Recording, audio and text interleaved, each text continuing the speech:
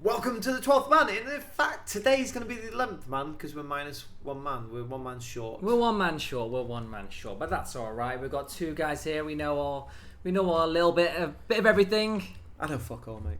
Yeah, you know nothing. I don't know anything there. So. Yeah, we're a 12th man podcast, but down to the 11th man. 10.5 man today. Yeah, we'll go with that. Yeah, we have Dave here who knows nothing about Premier League. He knows a little bit about Barcelona and nothing about anything else. But what I don't know, I make up for in nothing. I don't make up for it, do I? See that, mate? I couldn't even finish that sentence, mate. Couldn't even finish that. Yeah. So, welcome to the podcast. Yes, welcome. Where have you been? If you're new to the podcast, which you pretty much are, because we haven't done anything else. Well, we've got the one episode out. Don't hurt our first episode listeners. Right. Well, in fact, from our first episode, mate, the comments were, "We love Dave. We want to see less of Rob." I don't think we heard that at all. Well, that was mostly my mum commenting. Yeah, that's about right. Because you made her comment. You were calling her, Mum, can you comment on this podcast for me? The other two boys are bullying me. Can you write saying you love me, please? Yeah. Well, that's what I did, mate. I wish my mum wouldn't have bullied me on the phone call, but yeah, she eventually relented. I thought she was going to be all for Dave, but she gave you your mum loves me. Yes, I've been meaning to talk to you about that. We don't talk and a therapist about that. We don't talk about those things here.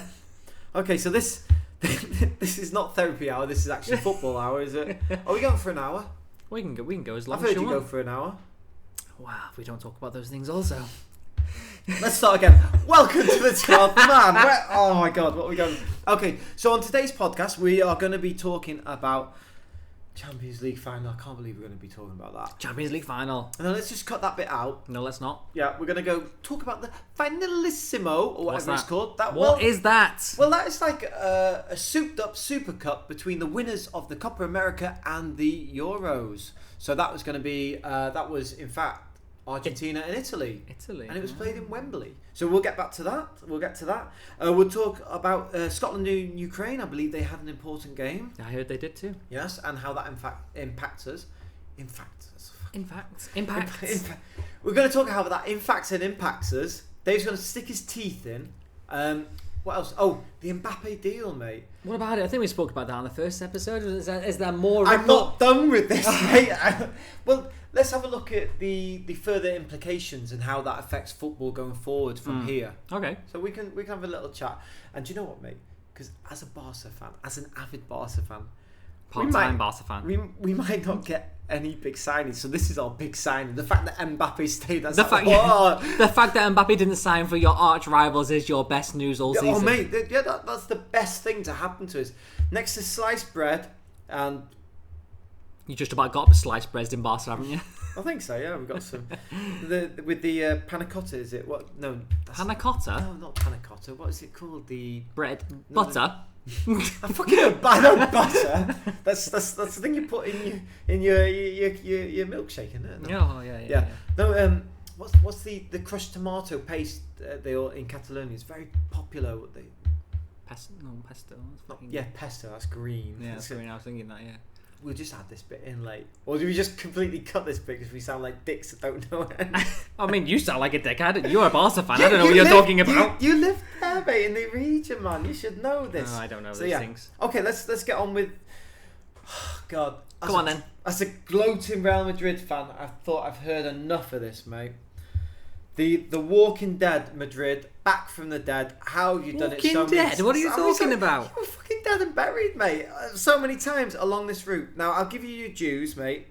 Has there been a harder route to the final? No. I mean, we spoke about this when we were down to... I think we were playing PSG, and, we already knew the next game, didn't we? I think, we knew our opponents in the next round. Because they had already... Because it was drawn before. Yeah, because it was drawn beforehand, right? And I was like, even if we win this, we're going to get Chelsea in the next round, or whoever Chelsea were playing. And I said to you, and you were asking me, how do you feel about this draw? And I was like, to be honest, I just don't care.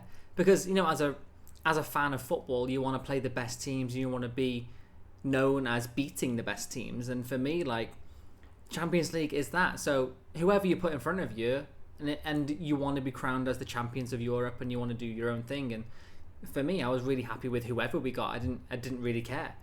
I mean, you can easily get, the easy draws and the easy teams to beat. I mean, no one's easy in the Champions League, but there are obviously different teams that you don't want to face. You don't want to face a Bayern Munich. You don't want to face probably Manchester City at the time.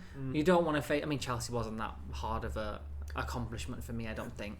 Well, I mean, they were the current European champions, but I think they punched above their weight in that season. I still can't believe City didn't win it last year. I thought they were odds-on favourites, man. But yeah, I think what has been your banana skin the past few seasons in the Champions League has been the weaker teams where you'd expect to walk through it and stuff. You've come a crop against them, and then in the games where you have been slight underdogs, not massive underdogs, because Real Madrid can never really be a massive underdog, can they? Too big a team. But in those games where you've been somewhat of an underdog, and everyone's like, yeah, they're done. And you've done it. But this season, man, this season, mate, I thought Walking Dead had enough volumes. Real Madrid should release their own Walking Dead. If you look at the group stages, we lost against Sheriff, and that was a fucking horrible game, that was. I remember watching that, and I was like, what the hell is going on here? We just didn't turn up. We didn't perform. I think... we hardly had any decent players on the pitch at the time, and it was horrible. I might be wrong, but I think like the midway point of the group stage after 3 games, I think were you in 3rd place at that point? Yeah, we were pretty bad. I think we needed to win. I think we were playing Milan or Inter Milan or something like that. Yeah, Inter Milan. You had Shakhtar Donetsk. Shakhtar Donetsk, Sheriff. 2 years running. Yeah, you've had them in the group Sheriff stage, and Inter Milan. Yeah, Sheriff, Inter, and Donetsk. I was rubbing my hands back. I was like, these bastards are not getting out of this stage. I mean, if you look at those teams, I mean, they're not great teams, though, are they? I mean, they're just like, oh, they're okay. I mean, if you look at that team and you look at Real Madrid in that group, you're like, yeah, Real Madrid are going to top that group, and I think we did in the end. Did you top? Yeah, okay. Yeah, I think you turned it around, didn't you? I think did Inter Milan underperform? They didn't. Did they go out or? I don't know. For me, Inter Milan is not really a team that no one even fears anymore. They're just not that. Not that they used to be, are they? No. And in the last few seasons, they've had some decent players there, but I don't think they've been quite punching where they should be. A little bit below, I think. I mean, whenever you look at like teams from Italy, there's no one who you kind of fear. You've got the Juventus and your Inter Milans and AC Milans, and you just look at them, you're like, yeah, whatever, mate. When Juve had Ronaldo, you couldn't write them off in the Champions League, because I remember, was it 2 seasons ago they got smashed by Atletico 2-0 down by Atleti, and like Ronaldo's walking off the pitch and they're all like giving it 2-0 like that, and he's like putting his hand up, 5 Champions Leagues, what you guys got, and you just thought it's not over, and it never is over with someone of his caliber, his mentality that just doesn't give up. So anyway, let's come back here. Yeah, that PSG game, mate. I don't know how... Oh, Mum's just texted me talking. You with Rob? No, it's something different. But yeah, sorry. Yeah, that PSG game. I don't know how that first leg only finished 1-0 with a goal in the 91st minute. Mbappe and Messi. Only my favourite player ever, and I can't even pronounce his name. Messi missing a penalty as well. I think he's got this thing about Qatar? Well, he is sponsored by Qatar. He, Messi's new sponsorship deal with Qatar and the World Cup. So yeah, he is getting that oil money. Of course, he wants all that money. He doesn't care about human rights. I should say that, speaking as a Newcastle fan. It's all right, you're in the same basket there. Yeah, I think he's got this thing about penalties and Courtois. No one can score against Courtois. Come on. If they stick it down low, he can't get down low because it takes him like 6 to 8 weeks to get down. But anything up here, phenomenal. Yeah. So anyway, only finished 1-0, and I was like, how? How? I was like, this is another typical Madrid. You have to be honest. You were played off the park there, and then it was a poor game from Madrid. To be fair. I've never seen such a defensive. And I think Ancelotti come out and said, because all the backlash he got in the media from the fans and everything, he's come out and said, we're not gonna be so deep. We're gonna push for defend from the top. That was never the game plan. But yeah, in the Bernabeu, also PSG looked so comfortable, and they'd gone 1-0 up, and it just looked comfortable, and I was rubbing my hands. I was like, I bet you were. Fucking 70th minute, you're rubbing your hands like, the game's over. I thought, finally, I've woken up at 3 a.m. to watch this game, watch Madrid get their just desserts. I was like, yes, it's going to happen. It's going to happen here. And that back pass. And what happened with that Benzema goal? The central defenders of PSG just passed it across, and Benzema was just like, I'll take that. Left foot, smashed it in the goal. He passed it to the keeper. Sorry. Stop playing with pens. What's the keeper's name? Cut this bit out. Navas? No, Donde. Oh fuck! I don't know what his name is. I can't remember his name now. The PSG goalkeeper. Yeah, and he's just like taking his time with it, and he just give a dodgy pass over here, and then Vinny Junior's quick as greased lightning got in, cut it back. Benzema just slot it in, and he's just like, oh no, it's game time, baby! It's game time. But it was just like all belief had been sapped from PSG, and from that moment, still 20 minutes. You're still ahead in the tie, and it just... Yeah, PSG are bottlers though, aren't they? Comes to Champions League, they have no experience. They have this is where this is their level. Right. They don't go any further than this. This is their whole mentality. They have no one who can really push inside their team. There's no leaders. There is no leaders. I mean, you have Sergio Ramos who came in. But he wasn't playing. He wasn't playing on the pitch. But even then, would he want that mentality of knocking out Real Madrid?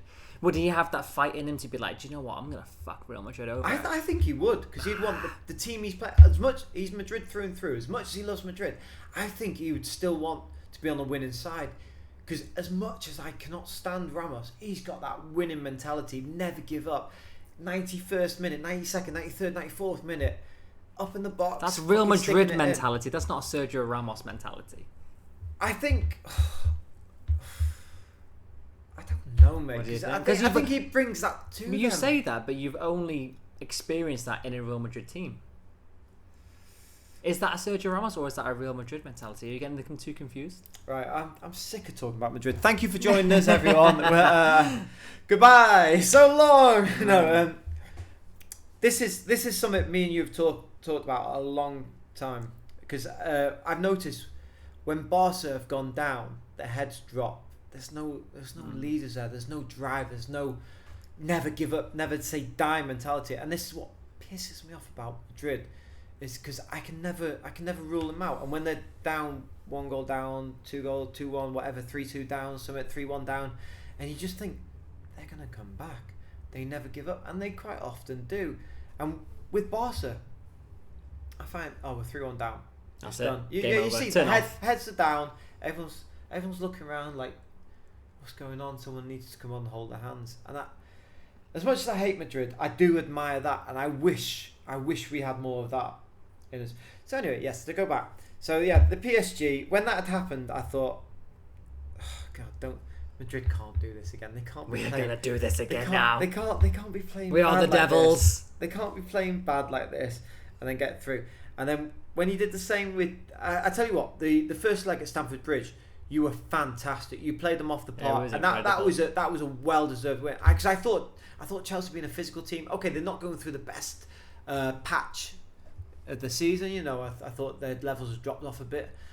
I thought they're going to give you a tough game, and that was when the whole sanctions came through. You know, from the Premier League in terms of ticket sales and things like that. And there was a whole bad mood around Chelsea, wasn't there? Do you think that affected Chelsea, or were Real Madrid just unplayable? Oh, the first leg we were unplayable. Even at the end of the game, I was like, well, that's probably with a masterclass of Real Madrid performance. That. I mean, my memory's a little bit hazy at the moment, but I just remember seeing that and I was like, oh, it's done. There's no chance. Chelsea. I mean, even the manager came out and he's like, yeah, it's over. I know, yeah. At the end of a first leg Champions League, he's like, nah, we're done. I mean, what was he? Do you think Tuchel was just trying to take the pressure off his guys? Why would he come out and say that? I mean, it's kind of demoralising for players, don't you think? To say that, the next game it's over. You go into the Bernabeu, you're not going to win anything. Just fuck it. Just do whatever you want. Well, I still had hope, because I thought You still had hope that Real Madrid would lose. Yeah. No, cause I thought, it's not an impenetrable fortress. I thought the Bernabeu. Yeah. We've had magical nights at the Bernabeu. Well, yeah. No, you've had many a magical night. But I thought it's still doable. And then when I was watching that game, I saw how Chelsea started, and was it 2-0 at half time or something like that? Yeah. Yeah, and then you. I think we pulled one back, didn't we, after the 50th minute, something like that? No, I think were they 3-1 up, 3-0 up. Madrid, yeah. I think something like that. Yeah. No, you were 3-1 up from the first leg. But then they scored, right? In the first leg, we pulled one. Chelsea pulled. I'm suddenly what, Chelsea. You are Chelsea. Anyone but Madrid. Yeah. They pulled one up 2-1, and it was looking all right. And then they gifted you a goal after half time. The own goal from, was it Silva? Thiago Silva. Yeah, was it his own goal or? I think it was an. Oh no, it was a mix. It was a mix-up, defensive mix-up. Yeah, It's terrible. Benzema rolled it in. Yeah, that's it. Sorry. Yeah, of course. So in the Bernabeu, 3-0 up was it? And then it was getting 78th minute, and you just didn't look like being in it at all. And I was like, yes, yeah. And then Modric out of nowhere, that outside the boot curler to Rodrigo of all the names getting on it. Of all players, tiny little Rodrigo jumping up, heading it in, sticking it up. He got 2 that night, didn't he? Did he get 2 that night? Was it? He got 2 that night, and then there was a penalty, and then Benzema was like, "Rodrigo, take it, get your Champions League hat trick." Right. And Rodrigo was like, "No, I'm not taking this. This is your responsibility. You are the penalty taker. I don't want anything to do with it." And then Benzema steps up, doesn't he? Oof. Was that when he dinked the Panenka? No, that was a Man City game. Was that a Man City game? That was a Man City game. Oh mate, that was something else. That. Yeah. Fair dues to him. Yeah, and I just thought the momentum changed when it went to when it forced it to extra time. You just knew. Yeah, as soon as we went into extra time, I knew we were going to win. I think I was joking with you. I was like, "What deal have you made with the devil? How can you keep on coming back?" It's like there's some black magic, some dark magic going on here. Real Madrid never give up, and that's whenever you watch Real Madrid, you can be 2-0 down, and it's like the 80th minute. We're still going to fight until the last minute. Yeah. Even if we still end up losing the game, but they're going to at least fight for it. Well, we also talked about this because it seems that Madrid come alive in the last the 75th minute onwards. Is it because they've got an aging squad? Are they conserving their energy, or just trying to keep it tight and then go hell for leather the last? I mean, I don't know what Ancelotti's plan is, but you can see that he never makes substitutions. He never changes the squad. He's been ridiculed for that in the press a lot about not changing his squad or not rotating them. But you see that it's obviously worked, and you see a lot of the commentators at the end of the game. They're like, "Oh well, can't Ancelotti's had this masterclass here? He's not made these decisions." And he's stuck with the players. He's not changed, not taking Benzema off or Vinny off, and they're trying to put different attackers on. Yeah. And he's been vindicated. They've come out normally. They've come out with the goods. 85th minute or whatever. It gets to that, but then we get to the 70th or 70th, 80th minute, and then that's when we start to come alive. And I think that's when the players on the opposition team have kind of tired themselves out, and we've passed, our game is possession based game, so we keep the ball and we pass it around and we tire the other team out, and I guess to a point where we get to the end of the games where they're probably knackered, aren't they? And would you say Madrid's a possession based game, or? I would say recently we do keep the ball a lot. Yeah. Against lesser teams, or? I mean, with lesser teams it's kind of easy, isn't it? But I mean, even if you look at the other games, we're not far off. Right. Maybe even equal possession, but at least we're not. We're not You're not losing the ball. We're not gaining the ball. You're not the counter-attacking team of Mourinho's era. No. But that's one of the things that I was looking at the Champions League final against Liverpool. I don't know what the hell was going on in that first half. I don't know what the game plan was. I don't know what the tactics were. But it felt like we'd completely lost everything, our whole route to the final. Right. And Ancelotti's kind of like threw the fucking garden sink at it. I don't know what he was doing, but every single ball, if you look from the first half of this game, the defenders are picking up the ball and they're hitting it to the left to Vinny, but they're just doing long balls. It was like I said to you, I text you at half time in the game. It's like watching Sam Allardyce. I know. Yeah, I was enjoying that. I was happy, even though we delayed. You had to wait for it. I was like, yes, this is going good. But I always had the feeling that no matter how well it goes for Liverpool, there's always a chance. But is this your Real Madrid glasses and my Barca tinted glasses then? Because for me, I just thought this is another Champions League performance from Real where they don't seem to have any plan or know what they're doing in this. Do you know what though? I'll have to say, out of the final, all the games en route to the final, I think the final was one of the better games you played, because I thought you'd been more outplayed in the semi-final and the quarter-final, not so much the Chelsea game. The Chelsea game was the quarter-final, the round of 16 against PSG, and then the semi-final. I thought you all played off the park by those two teams. I thought the Chelsea one was more even, but Liverpool one, definitely the first half. Definitely the first half, they controlled a lot of the gameplay, and they had a lot of chances and a lot of opportunities to score where they probably should have scored. But I think the first half I was completely frustrated. I mean, looking at the players, I think that Valverde on the right hand side, he was hardly even playing, or he had hardly touched the ball. I think that Rodrigo probably should have played.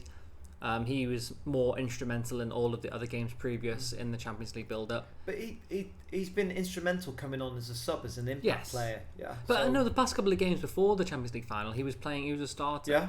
And he was doing really well. As a front three with Vinny, Benzi, and Rodrigo playing up front. But I know Valverde has an engine on him, and he's one of those players that will always run, keep him moving. And I think that's probably one of the reasons why he started. And we ended up assisting the goal, so he can't really complain too much. But I think that if you look at the game, especially in the first half, all of the balls were going to Vinny. That was the game plan. Get the ball from deep, just launch it, and just catch the defenders on the back foot. And it was working at times. Vinny was getting through, but just the end product wasn't there. They either got a last ditch tackle from Van Dijk, or the defenders ended up getting it back. But I think that if we had the game was definitely more left-sided. There was no progression in the game. There was no moving forward. Oh, we'll try this. We'll try something new. We'll try this way. We'll try that way. Which is what the Real Madrid style is. If we're not working this way, we'll go the other way. And that wasn't it. It was just launch the ball to Vinny, and we had no other option. So that's why I was saying, I've never seen a Real Madrid team pick up David Alaba getting the ball from centre back and just launching the ball. I've never ever seen that in a Real Madrid team. I was so surprised to see this type of Sam Allardyce type of long ball game. Very little possession. I think Valverde's in there more for his defensive and his engine than anything else, because he's got to make sure he's coming back to track Andy Robertson. And help out with the defence. So I think that's why it was a little bit, would you say, more defensive tactic from. I nearly said Allardyce from Ancelotti. I mean, the first you put that in my head. The first half, I felt like I was watching Sam Allardyce. To be honest, I was really so annoyed. I enjoyed the first half, apart from the commentary, because I don't know. Oh my God. I was going to say viewers then, but listeners or viewers if you're watching us. Yeah, I don't know who your broadcaster was or how you were watching the game, but we had some guy. I felt like it was Don Corleone from The Godfather. It was horrible. You've joined us on this day of the Champions League wedding. I don't know. But the worst part was we were watching on BN Sports, right? Yeah. And the first half commentary, I don't remember what his name was, but oh my God, he had a raspy voice. He had a sore throat. It wasn't working. And even at half time, we watch on BN Sports, so we have Richard Keys and Andy Gray as the halftime show, and even he made a joke about it at the end of the halftime commentary. But it was quite nice to see that in the second half.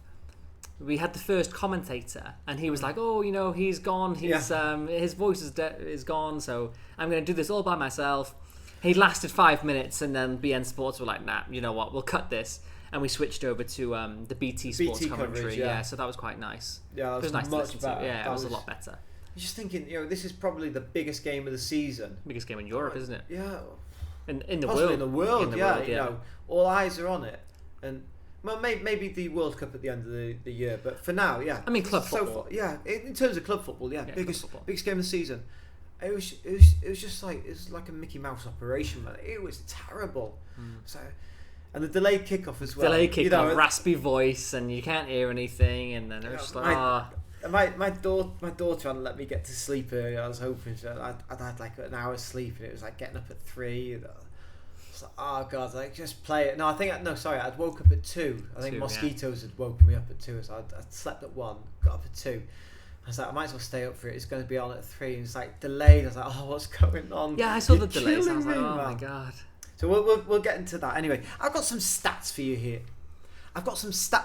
Mate. So let's see if you can guess what they are about the Champions League. Okay. I've made some notes here. Oh dear, here we go. Let's test you. Let's have a look.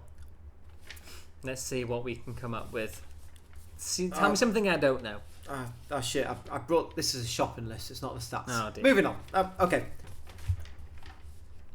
I'll put it up like this. So you can't see.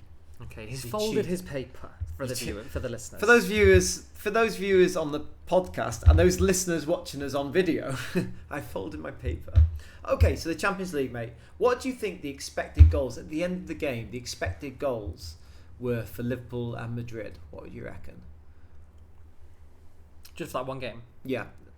Well, what other games they've been playing this year? Well, you could have been talking about the whole competition. I don't bloody know. For Liverpool and Madrid in that one game, yes. Okay, so... Yeah, I think there are 65 expected goals. No, go on. Liverpool, I'm probably going to say... Are there decimal points in this? There are, okay. Liverpool, I'm going to say 2.8. Real Madrid, 1.5. All right, well, I have no idea, mate. I need to check that later because I didn't write that down. So anyway, let's move... Your face. No. Actually, mate. What do you say for Liverpool? 2.8? Yeah, something like that. 2.01 for Liverpool and Madrid 0.9. 0.9? Yeah. Madrid ended the game with two attempts on target, didn't they? Actually, that was kind of a shocker, wasn't it? But of those both attempts, that Real Madrid scores. Well, yeah, they scored one of the goals, but I mean they were both very good. I think this is what happens when you're on the counter attack, more space. You usually end up with a much clearer. Well, that Benzema goal should have been a goal. Okay, well, let's talk about that. So, that was a horrendous decision. I don't understand. As a Barcelona fan, I was like, don't give this. How can you not give that? It was a back pass. But yeah, the law is if it you can't be offside unless it's an intentional pass from the opposition player. So it's up to the ref's discretion or the VAR. Was that intentional or not? We've seen those given every bloody day of the week. Well, do you know? I think. Well, I wouldn't have been happy, but I think I could have said okay if it's either way. It's gone. But they took, was it 3 minutes? It was a long time, wasn't it, before they decided what was going on. Yeah, the VAR was 3 minutes and 22 seconds, and the rule is a little bit ambiguous because it says it cannot be offside if it's intentionally played back. So I mean, you got Konate, what's his name? Konate and what's it? Kuyate? Konate. You had Konate and Fabinho. I think it's Fabinho went to ground signing in, but. Yeah, for me, what I'm saying is that Valverde had caused this panic because he was trying to play the ball. He'd come in to play the ball. I don't know if he got a touch. It's dubious. I don't know if he got a touch and it ricocheted off. Definitely came back off Fabinho to Benzema. And I was like, don't shoot. Just let it go past, mate. Forget it. Just watch it. But no. Yeah, so it came back off Fabinho. But for me, because Benzema was offside when Valverde was trying to get to the ball. So I was thinking... I don't think he was, though. Yeah, they proved that in the VAR. He wasn't offside. No, at that point, it was offside because there was one defender on the line. There was only one player between the goal line and Benzema. Oh, yeah, that's right. I remember. Yeah, the rules have to be two players. So normally, because we forget about the keeper, because the keeper's normally on the line. So we always say, oh, he's had this... Yeah, so there has to be the two players there. So, yeah. To say that was not... I mean... It's hard, isn't it? Because it was intentional because he was making the challenge to get the ball. It was, but for me, Valverde influences that because he's coming in trying to get the ball, and when he's trying to get the ball, Benzema is offside. So for me, it's like, okay, you've influenced us here, and whilst Benzema's offside, yeah, it's come back off Fabinho. Don't get me wrong, mate. If I'm a Madrid fan, I would be screaming, saying, "What the f? This should be allowed." For it to have took so long. For me, when I first saw it, I was like, the initial ball over the top where Benzema was running, I thought that's going to be the one. That's tight. But when I looked at it, I was like, nah, no, but he's well onside here. My heart sank when And I saw that. I was like, oh no! I was like, he's onside here. And then when Valverde was getting the ball and, that was getting through, and then when I saw Benzema slot the ball in, I was like, if the VAR took so long for this, I don't think it's from the initial pass over. There's got to be something that's happened in the box, right? For me, when I first saw it, it was definitely a back pass that's gone wrong here. I didn't think that it was, it's gone unintentionally off his knee, and that's where Benzema's got the ball. But for me, it was one of those ones that it can go either way, isn't it? Right, well, my heart was in my mouth, and I was actually thinking, be honest with you, I was actually thinking, they're going to give this, aren't they? They're going to give this. And then when they didn't, I was like, oh! I thought they were really going to give it. Yeah. I mean, but... Well, you texted me saying it's goal this. And I was like... Because I said it was a goal this because I thought the original VAR decision was based on the initial cross through ball, ball. So that's why I thought that it took so long. Yeah. But I didn't think about the initial, Well, no, because they needed to check that, and then it was it's Benzema offside when he received this here, and then I think the final thing was they were judging whether it's an intentional back pass. Yeah. And there was lots of phases of play that they needed to have a look at, so I'm not surprised it did take 3 minutes. Yeah, 22 seconds. No, when you're that short, every second counts, mate. Well, No, you know all about 22 seconds. Something else, isn't it? But yeah, I think though, either way, give not goal, not given, or as a goal. I think if Real Madrid would have lost the Champions League base, and then I would have been even more pissed. Whoa, yeah, well that's a. But that's a big. It all worked out. It all worked out. Oh, okay. Well, yeah. Let's move on then, mate. So, okay. So Bale, Benzema, Carvajal, Casemiro, Isco, Marcelo, Modric, Nacho of all people. I didn't realise it's about Nacho. Toni Kroos. They've all got 5 Champions Leagues, and that is the second most in history. Do you know who's got the most? Most Champions Leagues. Yeah. And they have 5. Yeah, they've got 5. So the person who's got this got 6 or more. I don't know, mate. I didn't research that bit. Okay, so it's got. Has the player still playing? No. What part of I didn't research that and I don't know? I thought you were asking me. I thought this was trivia part of the podcast where you ask me questions and I guess and you tell me if I'm right or wrong. This is. I didn't know if this was a random question where I'm supposed to think of something off my head and be like, yeah, do you know what I'm gonna say? I'm right. This is the part where I'm fucking right. I could have said anything then. Oh no, it's Barry Swansea. Yeah, he's got 8 Champions Leagues back in 1910. I'm sorry to the viewers here. Our quiz section of this podcast has failed dramatically. No, this is part of my master plan, mate. This has worked to perfection. It's just a Rob mindfuck. Listen, mate, you've won the Champions League, so you're gonna have to go through this trolling and these random things. Yeah, no, I should have researched that, but why did you even come up with this question? Are you sure there's even someone who has got 6 or more? Well, no. From what I've researched, they've got the second most in history, which is fantastic, mate.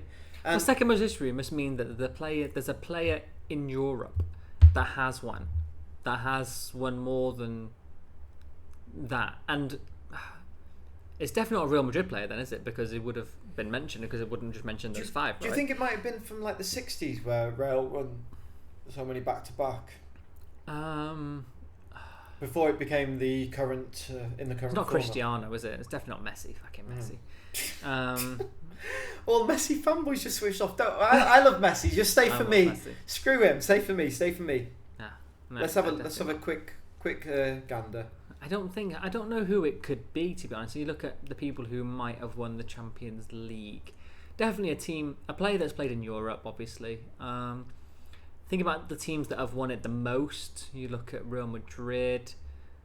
What about Roberto Carlos? Paolo Maldini. Maldini has got 5. That's not more than Real Madrid, then, is it? No, it's the same. I think it's a joint second most. He's got 2 European Cups and 3 Champions Leagues. Okay, so who's the first then? Let's have a quick butchers. Just go for a cup of tea. Come back in a minute. Go for a quick wank. Cut this bit. Or keep it in. Sorry, that's more editing for you, Rob. So I'm trying to think of who else it could possibly be. So you say Maldini's tied with those 5 Real Madrid players. Players who have won the most Champions League trophies. Iconic Real Madrid left winger Paco Gento currently holds a record of a player in possession of the most UCL titles, having won 6 trophies during an illustrious 18 years at the Santiago Bernabeu. So it's definitely Real Madrid. So Real Madrid are tied for 1 and 2. Yeah, so I was right with it being. It must have been during the 60s when you won a lot. And in actual fact, when I one of the books I was reading, in fact, Barca were the dominant team. I think they were during the Real Madrid heyday. They will win the Spanish title each year, but you could only go into the competition if you won the league title. But because Real kept on winning it, they kept on going in, and Barca couldn't go in, and Real kept on winning it. I'll have to double check. But when I was reading that, because I didn't know that, I was like the other year I was reading this, I was like, damn! No wonder we won it all. Okay. Fair enough. Okay. So the first half of the Champions League game, mate. Multitude of missed chances for Liverpool in the first 45 I was minutes. Pretty scared about that actually. Liverpool actually had 93 successful final third passes as opposed to Real Madrid's 23. That's how poor it was. That's why I was talking about the long balls. They just kept going up and up, and nothing was happening. There was no midfield. I don't know where Modric and where Kroos was in that first half of the game. They were just really, really poor. I think they were googling who had the most Champions League titles. Maybe they joined it. They were ahead of the game. They were sat on the floor. They had their phones out. The ball's gone over again. Oh, maybe I'll catch that in the action replay. Yeah, Courtois, man, what a save! He got man of the match for that game. Yeah, rightly so. He was phenomenal. Against the 20th minute, that save from Mane where he tipped it onto the post. That's good, that wasn't it? Oh. I think I had an inkling. I thought it's going to be one of those nights when because I thought he's got his fingers to it. I thought it's going in onto the post, and I just thought, is this going to be another one of those nights? For me, I thought when that ball hit the post, and I thought we're just going to come under a barrage of attacks. Because that's how Liverpool play, don't they? They keep going and going and going, and I thought that if we can't sort out this defense, if we can't sort out this midfield, we're going to be ridiculous. We're going to be embarrassed here. You could have been 3-0 down. This is how Liverpool overwhelmed the teams. But then part of me was thinking, this is Madrid. They're going to do it again. But then after the disallowed goal, I remember texting you saying, "Oh, maybe Lady Luck has churned the butter. Maybe Lady Luck has turned, and this time it's going to go against you." Okay, so here's a stat for you then. Is it a correct stat? Do we have all the full details this time? My dog helped me research this, so it might not be accurate. But yeah, Courtois' save against Mane in the 20th minute was his 54th save in the Champions League this season, which was the joint most saves since which year? What do you think? I don't fucking know. Recent history. For Courtois? Yeah, for Courtois, it was his 54th save in this season's Champions League, which was the joint most saves in a Champions League season campaign. Okay. From which year do you reckon that matches the record? In recent. Don't think too far back. I'm gonna say the 17-18 season. Wow, awesome, dude. You're wrong. I thought so. What was Since it? 2012. Oh, it's way far back. Okay, Henderson became the first English captain to captain three separate Champions League finals. First Englishman to captain a team. Okay, we just fucking move on then. What's the importance of that? Who cares? It's just a stat I'm throwing out. Stats. You said Dave doesn't bring anything to the table. I've got some stats for you today. Throwing out the stats, Dave Statman. I mean, Benzema's been the captain of Real Madrid for a couple of years, and he's French. Who cares? Don't ruin my stats here. Don't listen to him, viewers. These stats are awesome. Toni Kroos had the most touches of the ball in the first half. With with 64 touches. And he also had the most passes in the first half. I was surprised looking at this. I was thinking, I don't remember this man. But apparently... Probably side passes or back passes. I think maybe they're recording him during the war. Yeah, 1, 2, 3. Yeah, he's having touches there. They definitely weren't going forward. I was surprised by this. I don't remember the score, but apparently he had 57 passes. I'm surprised at that one. I'm very surprised at that one. Okay, moving on to the second half, which was vastly improved for Madrid. Yeah, the start of the second half, I was like, I had my head in my hands watching this. I was like, here we go. You come out the blocks second half. It was completely different. I'm not saying you dominated the second half, but it was night and day from the first half at least. Definitely an improved performance. Yep. Vinicius, mates, 22nd goal in all competitions this season and his 10th goal contribution in the Champions League. And also the young player of the Champions League. Yeah, he won the award for that, yeah. And can't argue with that. Or what age do you have to be to get that? Is it under 23? Under 21 or 20? I would say 25 actually. Is it 20? No, it can't be 25. What about Mbappe? Mbappe was phenomenal. He was shit. But then he didn't score a Champions League fucking goal, did he? Champions League winning goal. But he knocked quite a few in. But it went out in the round of 16, so maybe that went against him. Anyway, okay. Casemiro, mate, most tackles 4, most duels 13, and won the most aerial duels 5. Good, that's his job. Yeah. Centre defence, the defender of the back line. No, Casemiro, man, he's like I think I said last week. Graham Hunter. No, he wasn't dirty in this final. But Graham Hunter always calls him the Invisible Man. I just don't know how this guy doesn't get all these red cards. I don't know how he. Because he plays perfectly well. As dark arts, mate. As recognised by your stats. Okay, how many shots did Mo Salah have in the final? Final third. No. In the final game. No. Probably less than 5. 9. No, it's my German. 9. No, you're wrong. 9 shots, mate, and it's the most of any player in a Champions League game this season. 9 shots. 9 shots in the final, yeah. What? In the final game, or in the final, the game you played, Madrid, Liverpool, final game. He had 9 shots. Remember, Liverpool. It doesn't seem like a lot, though, does it? He had 9 shots himself, though. That's a lot for one player. Didn't score any, though, did he? No, he didn't score any, mate. But 9 shots. Anyway, don't seem like much. And Salah had 6 on target, which is the most in a Champions League final since 2003. Just shows how good Courtois was, then, wasn't it? Really? Yeah. But then I was talking to my mate who's a Liverpool fan, and he was saying that Real Madrid.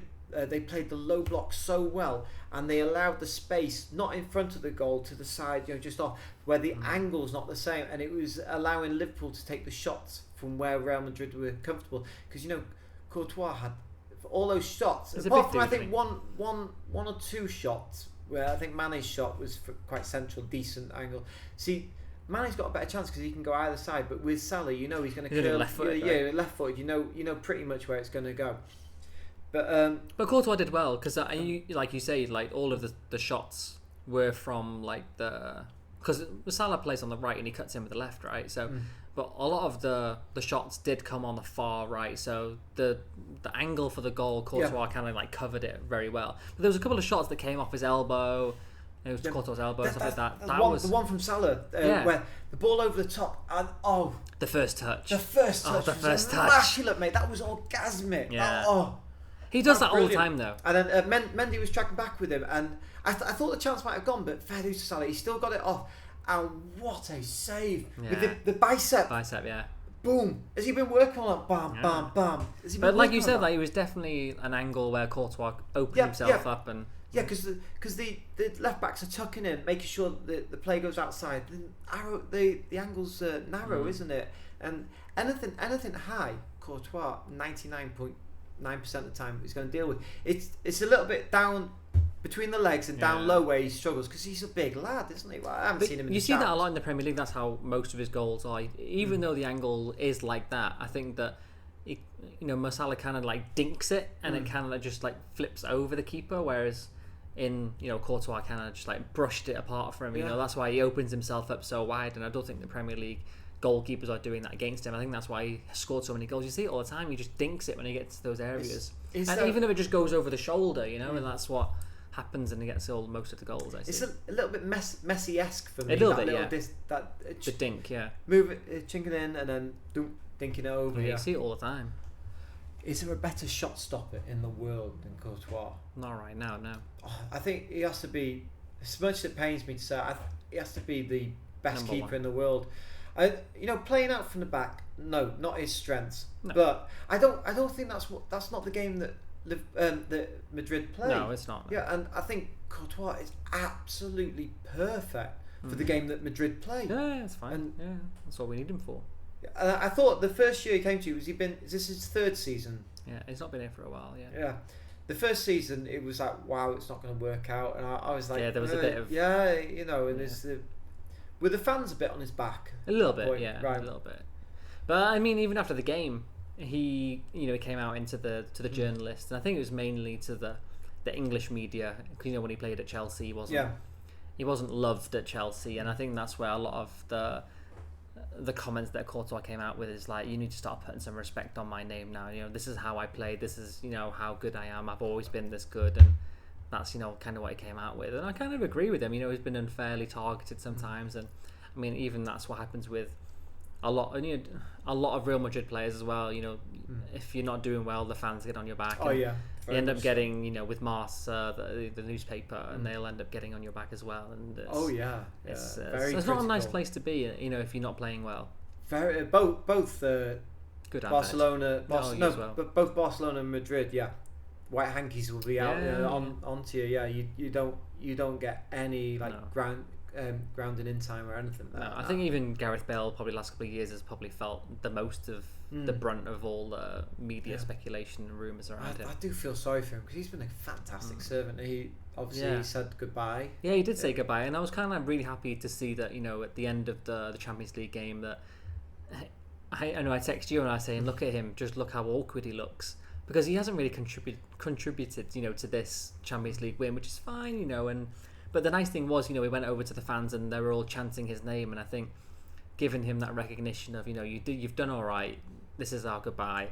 And I think that was quite nice for him to receive as well, because he has been on, the bad end of, newspapers, he's been on whistling and booing from the Real Madrid fans at the Bernabeu, and, to see this and the fans kind of just take him in and just give him that last thank you was nice to see. That was a nice touch. I remember you texted me, you said, oh, he looks awkward here. I was like, no, mate, I've switched this off, mate.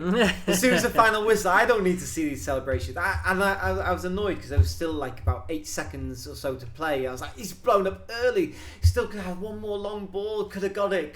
It could have been different, could have gone to extra time. I didn't see that. But do you think that Bale has brought this on himself, or do you think it's a vicious circle, or what? It's kind of been a mismatch, hasn't it? Because I don't think that there was some bad blood maybe with Zidane, maybe when he was the manager. When he came in, left, and came in again, and it also started when Asensio came in. We bought him and we gave Asensio the number 11 number, which was Bale's, and Bale didn't even know anything about it at the time. Wow.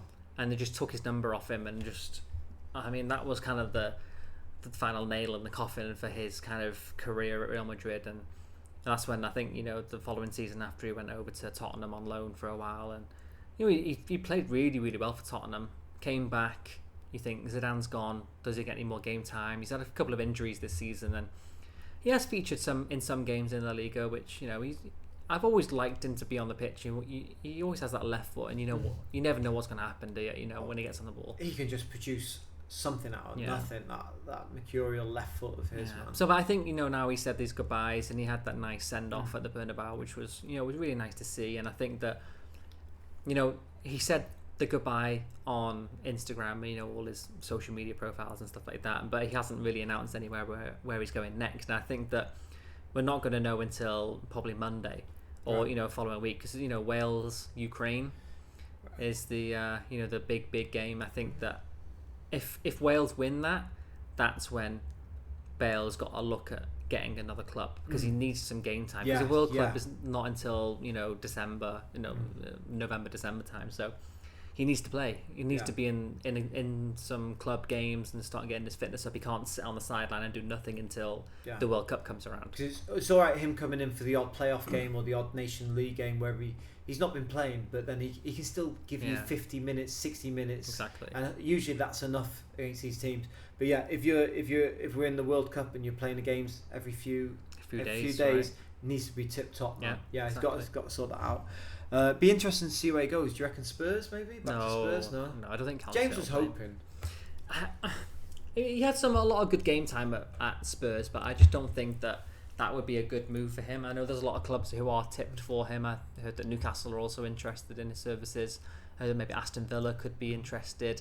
But also, you never know, he could go back to Wales and play for Cardiff. You think he's definitely going to be in the UK though? Won't be Italy or anywhere like that? No, I don't think so. No Barcelona, no. I would take him. I love no, you take anyone. You can't afford anyone, never mind that. Yeah, Gareth, you're paying us, mate. Come on over.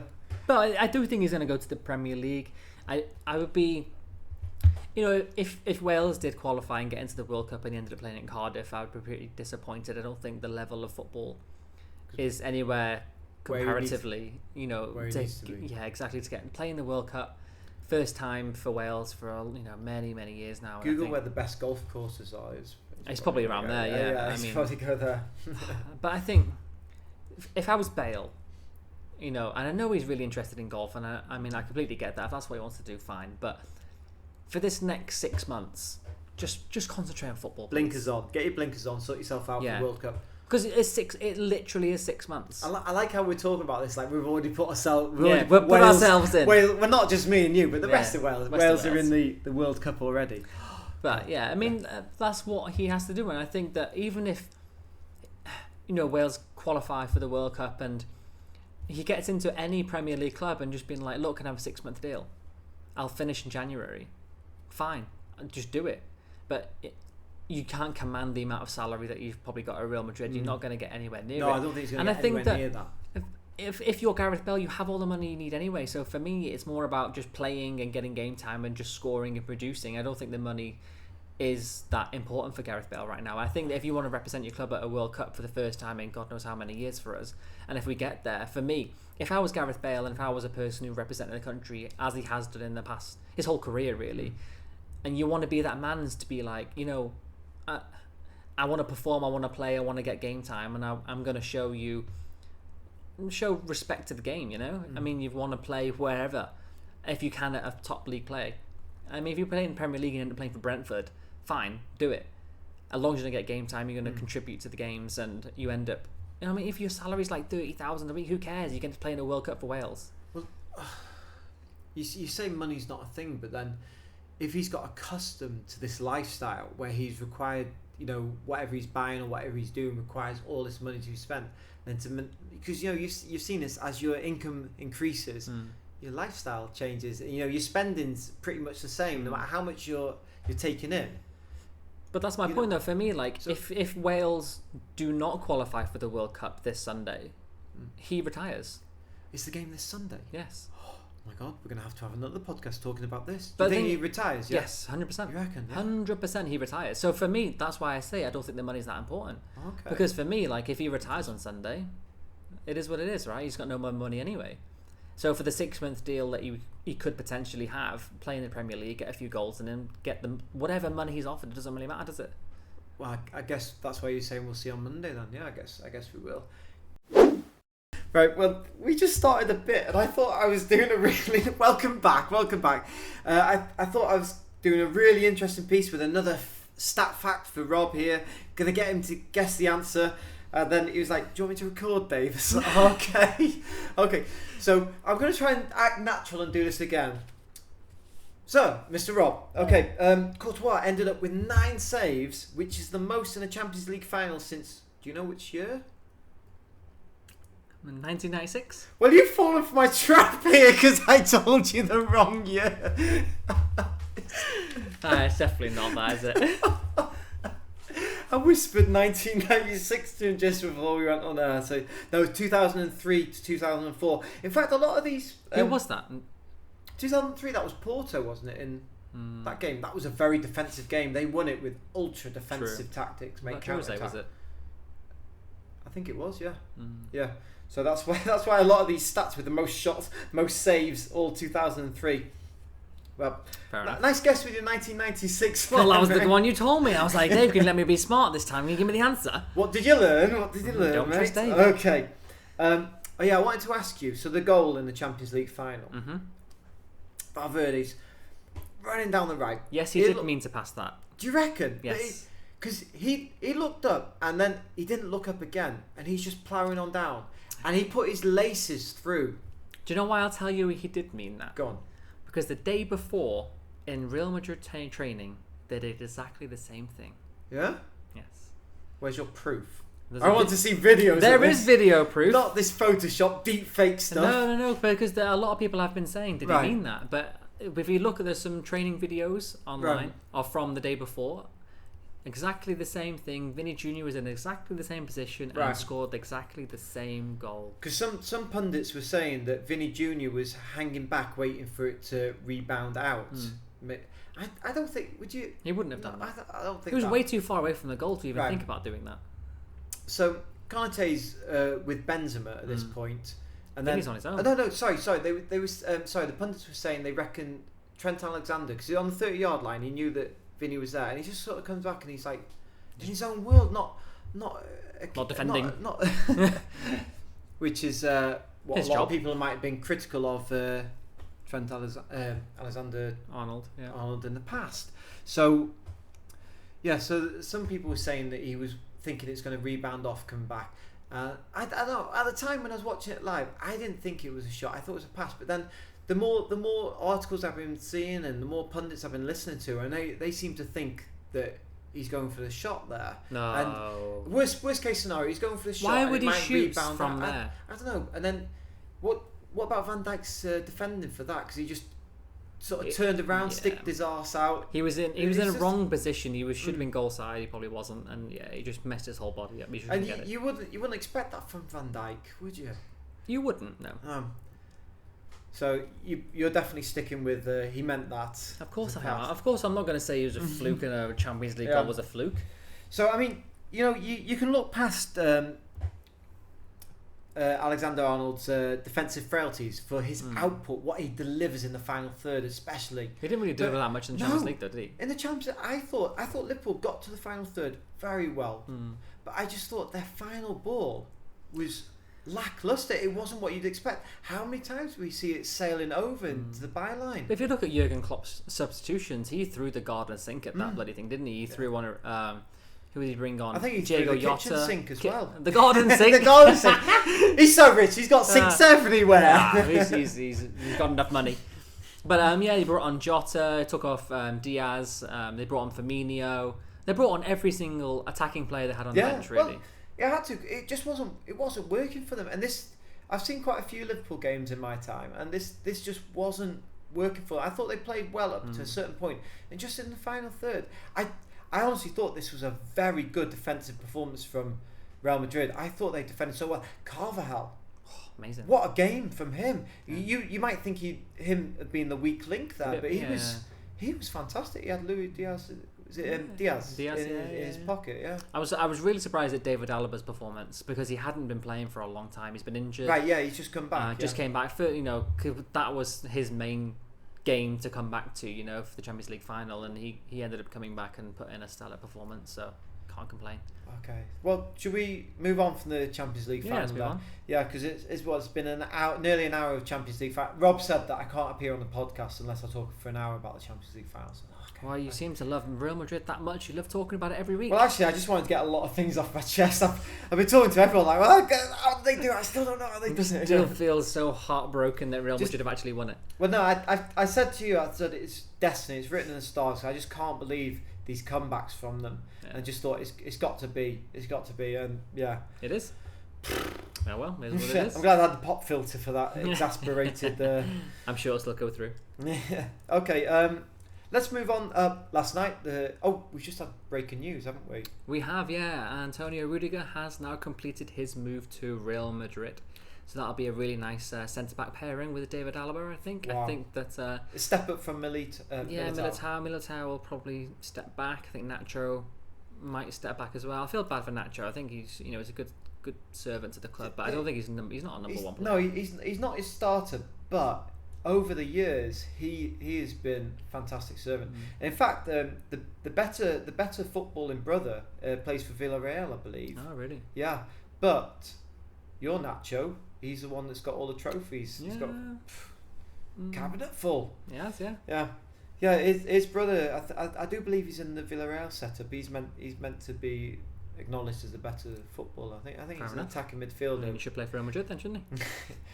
We'll have a check on this, and if I'm wrong, just cut it out. If I'm right, yeah, I know my shit. Yeah. So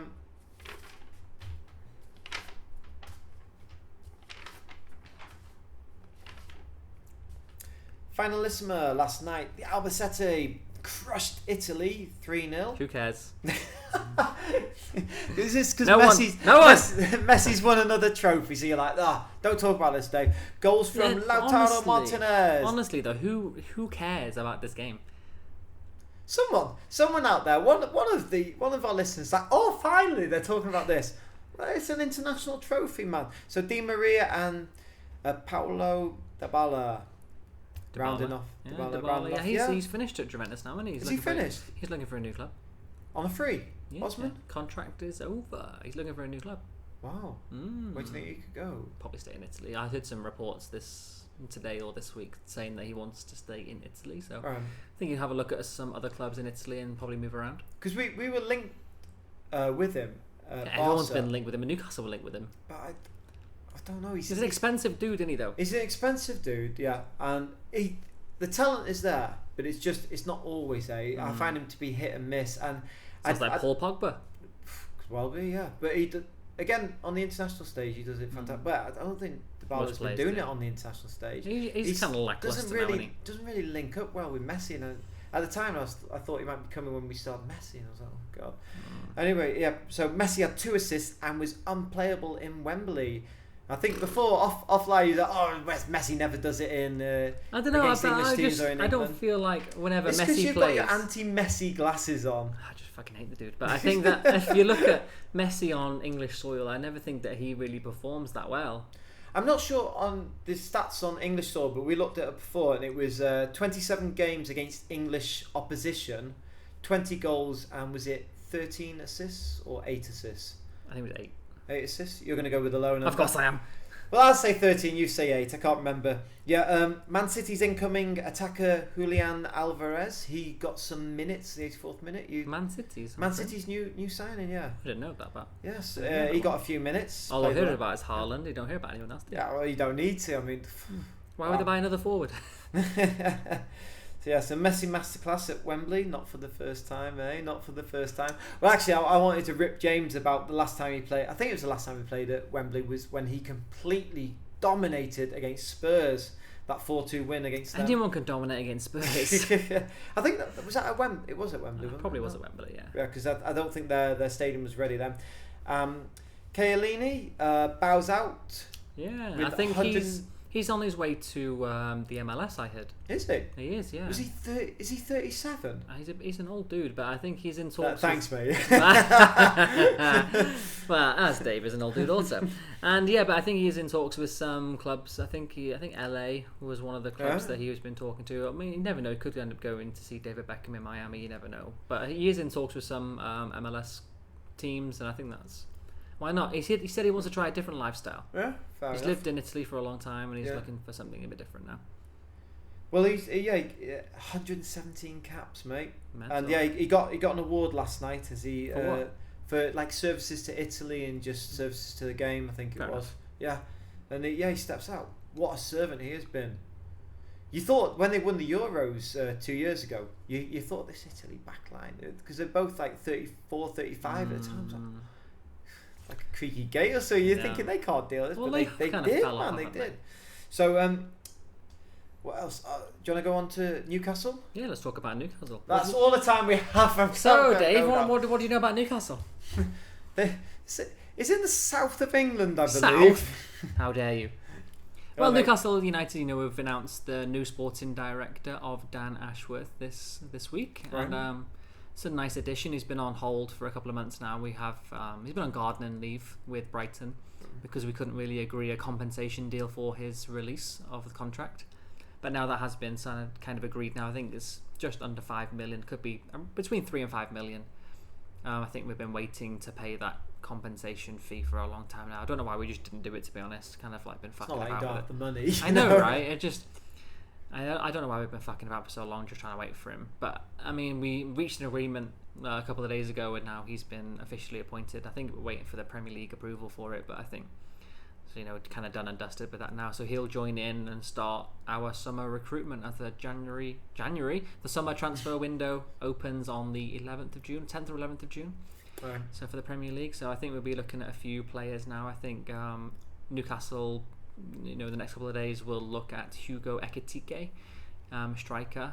So I think we're looking at him around 35 million. Where's he currently? He's based in France. Right. Okay. Based in France. He's been, he's a big, tall dude. He's 6'2". Right. And he's been known as the young Thierry Henry. He's a 19-year-old, and he's some fast-paced, tall dude, lanky. Is he good in the air? Do you know? I've heard he's good in the air. I mean, 6'2". You'd hope so. You'd hope so, yeah.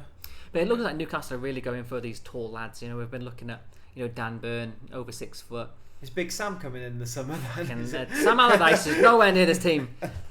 Then we're looking at Sven Botman as another centre-back pairing. He's another tall dude, over 6 foot again. So again, you're looking for some physical. Looks like it.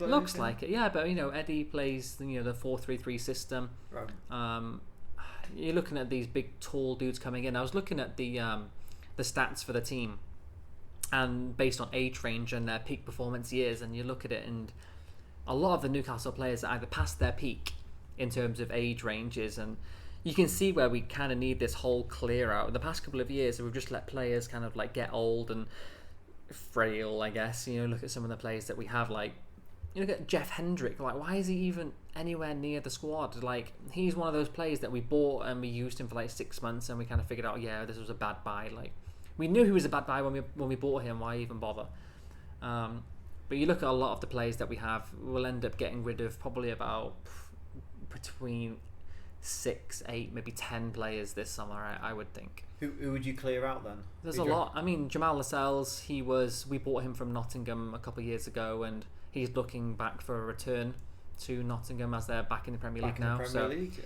He could give them some really good, Premier League experience at their back line. He's kind of getting old. He's been our captain for a long time, so he has a lot of experience. It would be a good move for him, I think. Yeah, you look at the likes of Dwight Gale, Jeff Hendrick, Jacob Murphy, Isaac Hayden. Some people at the back. I'll probably get rid of Paul Dummett, but he just signed a 1-year contract extension. Again, Sean Longstaff has also signed a 3-year plus 1 year contract extension. Almiron is another player that I'll probably get rid of. We bought him for about 20 odd million from the MLS, and I think that there's a couple of teams that are looking at him.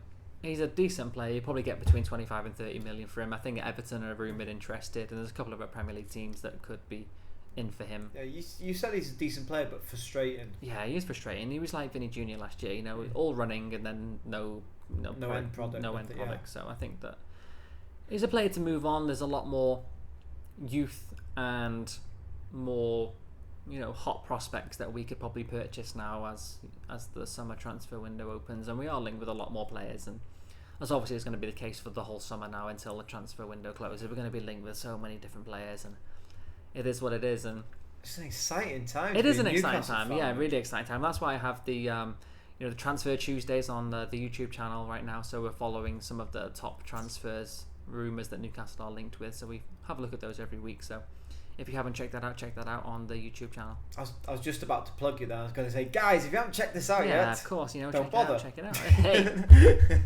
Yeah. No, mate. I've been following your YouTube channel. It's fantastic, mate.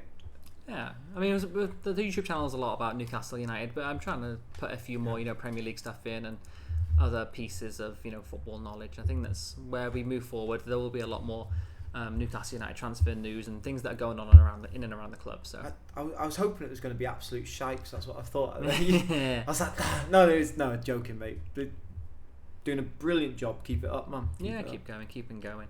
So there's a lot of exciting news coming out of Newcastle. Again, like the Dan Ashworth stuff, and I think that the next couple of months we'll look at a new training ground facility. Our training ground facility right now is atrocious. I mean, right.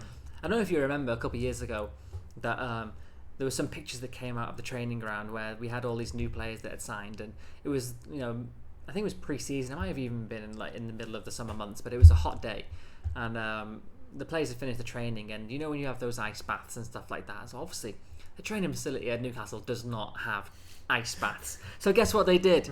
They got those, those recycle bins. Yeah. They're big, tall, wheelie bins, and they just filled it with ice. Do you know what? I think you might have shown me the picture. I'm starting to get some recollection. So they filled it with ice and they put all the water in. Now, if you imagine, we had just signed some. I think it was Tauvin, I think his name was, from France. We paid like a pretty penny for him. And he was a French international player, and he comes into the squad, and you think, oh, we're coming to a top Premier League team here, a good quality team, and here you go, here's your wheelie bin ice bath. Can you please just get in here, please? He's probably thinking, oh, what the fuck is this? Yeah. I cannot work with this. I don't know, that's a German French. He must be on the border there. He's in the Swiss Alps or something, I don't know. But then even that, like, after they had those wheelie bins, and then there was like a rubber dinghy pool that is just like flat out, and you're just like, what is going on here? Do you know what, mate? I cannot laugh or take the mick out of this because this might be the root boss going down, save the pennies, get the wheelie bins in. But it's just really embarrassing to see that, top Premier League players are getting treated like this in terms of, you can go to any other Premier League club and you've got, top of the line facilities. And I think that now with the new owners coming in and, investing more, especially in the ground and everything around it, we have the Alan Shearer statue has been moved back onto the grounds of St James's Park now. It was out of the grounds for some reason. It's like in the middle of nowhere. Like Alan Shearer's statue.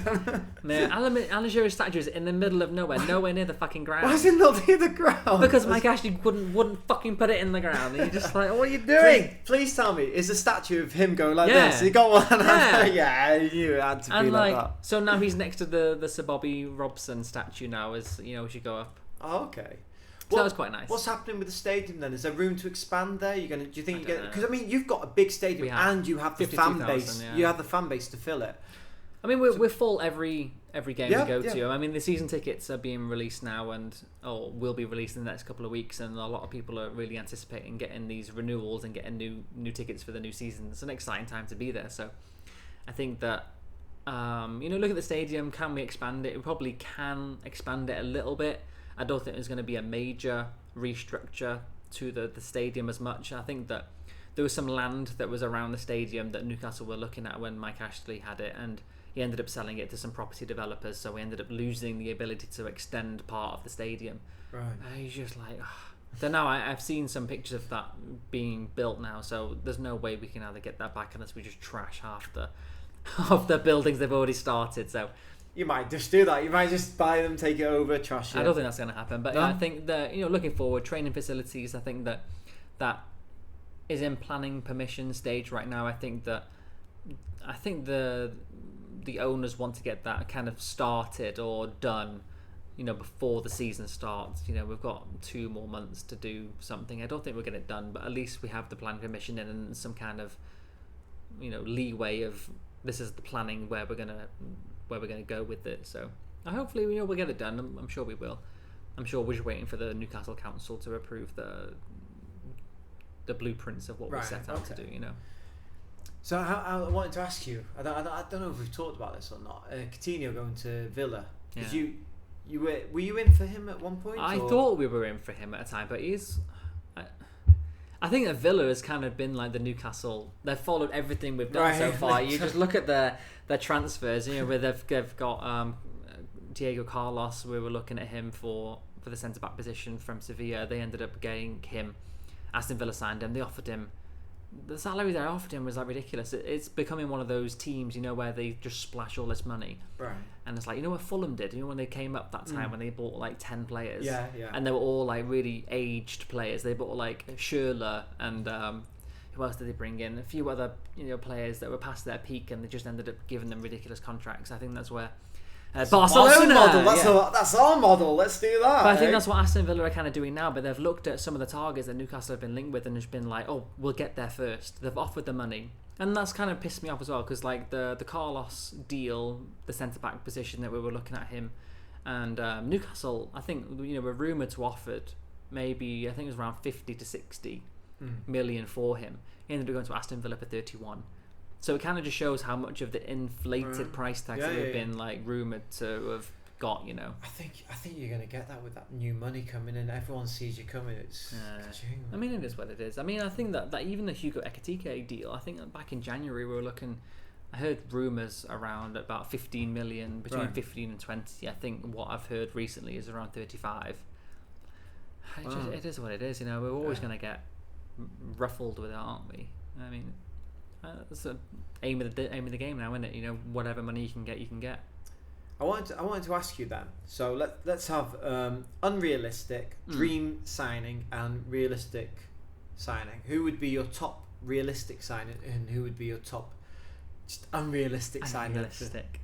Okay, so Newcastle. Actual realistic signings. Yeah. I think that we need a goalkeeper. I think Dean Henderson, 25-year-old from Manchester United, will take him. I think he will be the number one goalkeeper. I think that Dubravka will move down into the second place goalkeeping position, and then we'll probably keep Gillespie as a third choice. Probably sell Carl Darlow out, and I think that will be our goalkeeping setup for the moving forward. I think that some other positions we definitely need to strengthen is the central defence.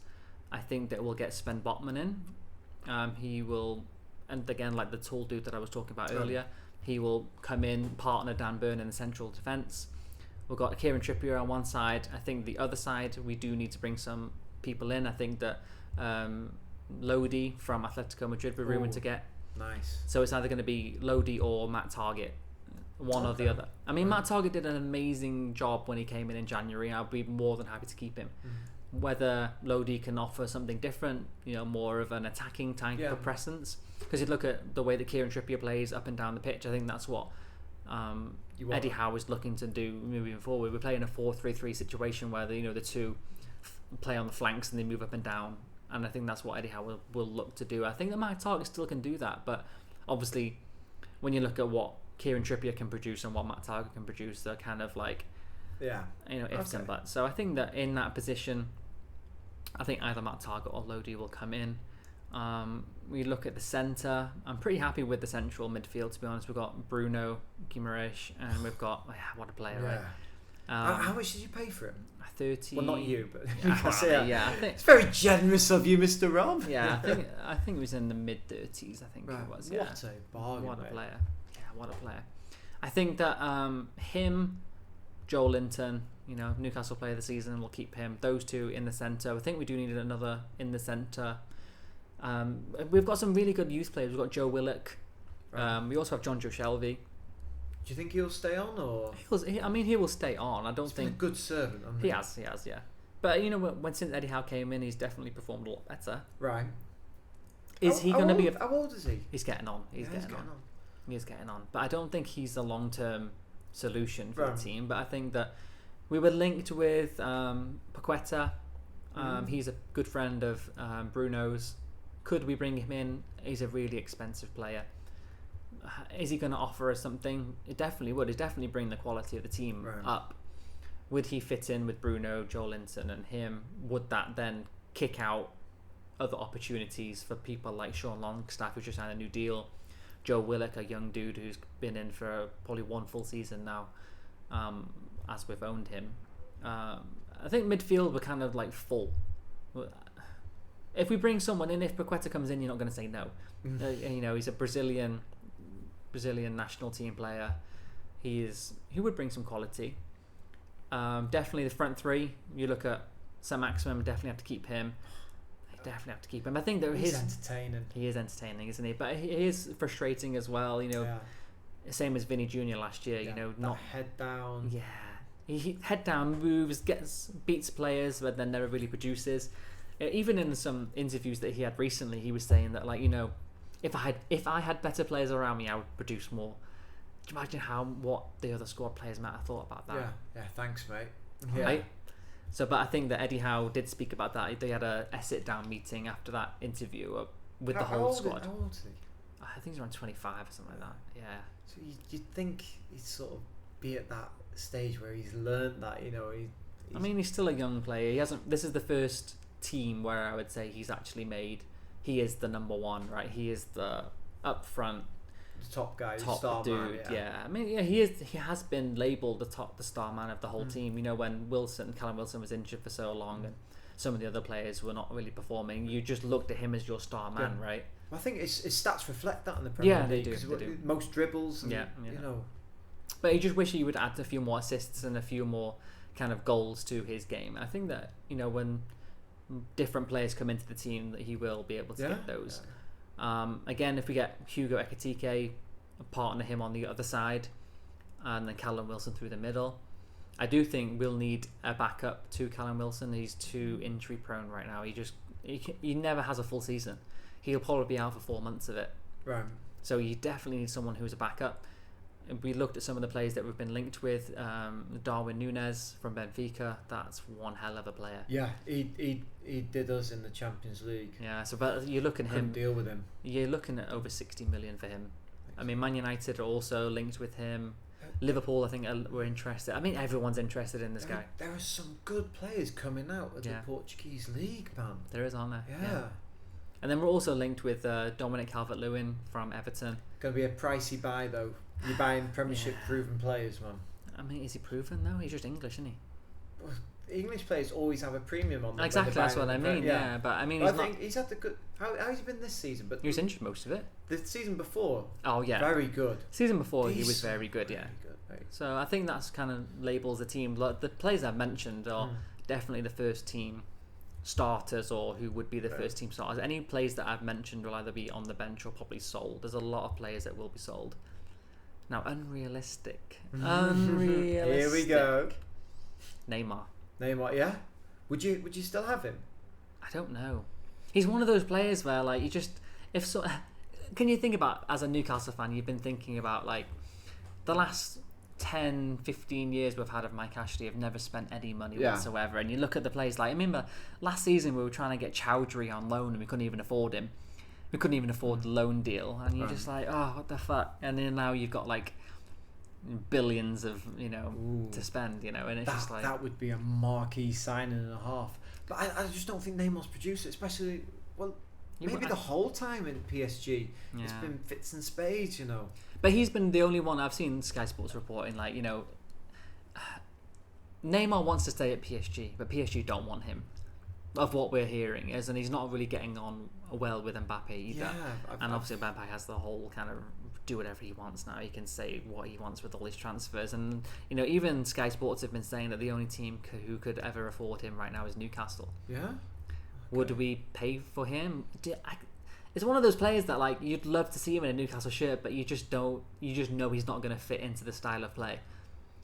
I could imagine it very much an Ozil or like a Di Maria at Man United, maybe even Sanchez at Man United, just not interested, not wanting to be there. It's too cold. What am I doing here, sort of thing. Just does it for the money, right? Yeah, I don't see. It'd be fantastic as a Newcastle fan, but I just don't see it working out with Neymar. No, I don't think. I mean, even then, like you say, like he's a world class player, and he's one of those players that has done well in the past, and you think of him, and like even just regardless of his footballing talent, you just say Neymar, and you're like, wow, that's a fucking good player, isn't it? Yeah. Well, it brings that wow factor, that X factor. So to think that, like, you think about what he could bring to the team, or like even you bring Neymar in and it's just one of those signings just like clicks, and like if you're a Darwin Núñez or if you're a fucking whoever top level player, you think fucking hell, Neymar's gone to Newcastle. All right then, that's relieved any of my issues where like Newcastle aren't where they are right now, but fucking hell, Neymar's there. All right then. I want to play with Neymar. Absolutely right. Do you remember when City got taken over? Yeah. And they bought Robinho, right? Yeah. Was it 2006 season? I think something like that. 2008, and that was like, whoa. It was like, this was huge news. Yeah, well, I remember when they got taken over, and it was like that. I think it was the last day of the transfer market, wasn't it? Right? Or like 1 or 2 days before. And like it was just like every couple of minutes, it was like, oh, they bought this and they bought this in, and then it was like Robinho was the first one. I was like, that was huge, man. And you just knew, wow, City mean business here, and that was a big one. You just knew all the big names going to follow. So, like you said, mate, it could be. It's just getting that really big first name in the door. Will that happen? I mean, it's definitely unrealistic to think that Neymar's ever going to come. That's not. If it doesn't happen this summer, maybe in January or at the latest, I think it's going to be next season. If you have a good season, you're up in the Europa League, Champions League. No. I mean, and there is no Newcastle United fan that's thinking we're ever going to get Champions League next season. It's just not going to happen. I mean, for me, I was super happy with 6th. I like how you say that now, but when we're not been on air, He's like Champions League next season, Newcastle. No, but I mean, you've got to aim high, and I think that with the players that we've been linked with, and I think that when you look at the squad and how we can probably progress, I think that we're definitely not looking down. We're definitely looking up. Yeah, definitely, mate. Onwards and upwards, I think. Yeah, I think they definitely have to move further up the table, and I think that we will get there. I'm intrigued to see your summer transfer window, what it's like, who names you're linked with, and who actually does come in, because. I mean, with the players that we have been linked with, and they're kind of not unrealistic, because the players that we currently have been linked with are players that we were linked with back in January. There were players that have also publicly stated that, we're kind of interested in this Newcastle project. You look at Hugo Ekitike. It was only the last day of the transfer market in January where he was kind of like, no, this is way too fast for me, and I'm not comfortable with it. Let me just finish the season out, and we'll talk at the end of the season. What's the consortium group that owns you? I can't remember. The PIF. Yes. I think they're being very coy and quite smart about this, because they're not putting any big names out there and like this and say, oh, we haven't got that money, we're not doing that, because they know as soon as you flash the cash, and we all know they've got money, but they're going, oh no, we can't spend this, we're not doing that. But I think as soon as that any money like that is shown, prices are going to be extortionate. That's exactly what's happened. Look in the media now. Like, even Eddie Howe came out and said, "Look, we've probably got about 60 million to spend this summer, and there's not going to be a revolution at Newcastle this summer." But you look at some of the players we're linked with, and you think that, oh yeah, we've got a 60 million transfer budget. Sven Botman's going to cost 35. Hugo Ekitike is going to cost 35. There you go. There's your money gone. Well, I was talking to my friend Tom, who's a Liverpool fan, and he was talking about the FSG group owns. Was he Liverpool. The one fan that was happy about Liverpool being taken over by an American? Yes, yeah, because he knew all about them before they took over and how they'd run the Boston Red Sox. What do you think about the Chelsea takeover now? Yeah, well, they've been taken over by the consortium that owns the LA Dodgers. No, is it the Dodgers? Clippers? LA Dodgers? Sorry? Maybe. Are they owned by them? I thought it was part owned by them. Oh, maybe, I don't know. I think they own quite a few things, don't they? Are they? The Todd Bowley Group. Right. I think he's the lead owner. Yeah, Todd Bowley. I don't know enough, mate, so I haven't looked into this. Definitely interesting times. Definitely. I think that there will be a restructuring at Chelsea. I've heard that Chelsea have a 200 million budget to spend this summer. Okay. That's what's going to go in. Because I was worried that they're going to drop out the top four. I think you'd be it would be stupid, wouldn't it, for the new owners to spend 3.5 billion on this Chelsea team, and then she'd be like, let's not put any money in now. Yeah.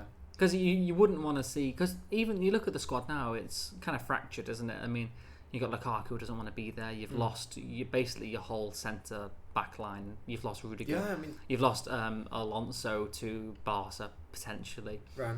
You've lost, there's so many different. I mean, look at Thiago Silva, is probably too old to play now. Azpilicueta's also old as fuck. Right? Has he signed a new deal? I don't think no one signed a new deal yet. I don't think they had the permission to do those deals yet. Okay. Until the takeover. I mean, the takeover is kind of complete now, so they can start negotiating. I thought there was like a 1 year extension activated by him playing this. So Azpilicueta by you are right. Games. Yeah, you are right. I think he was. Yeah, but he's still toying with the Barca. I don't know who's going to pay his wages to come in. No, I think Azpilicueta did sign a deal, didn't he? A 1 year extension. Yeah, I think you are right. Something like that. Welcome back to part 3. So we're going to move on to Barca now. Something hopefully I know a little bit about. Well, I hope so. Yeah. So what can you tell me? Well, I can tell you. Nothing's going on. Located in Spain. Do you know what? No. The last few weeks, I've just been so disheartened when you ask me what's going on. I've just got so many other things going on in my life. I was like, I don't care. Don't talk to me about Barcelona. But no, okay. So I just having a little look at the news. According to the German paper Sport 1, there's Bayern Munich 16-year-old attacking midfielder prodigy Kenan Yildiz. Maybe my pronunciation's not. You're kind of stealing a lot of players from Bayern Munich right now, right? Yeah, we're Turkish under-17 international. We're plotting a raid on him. He's been there since 2012. He's now in the under-19 setup. Okay. His contract's up at the end of this month. He's quite highly rated, so we might get him on a Bosman, which we need.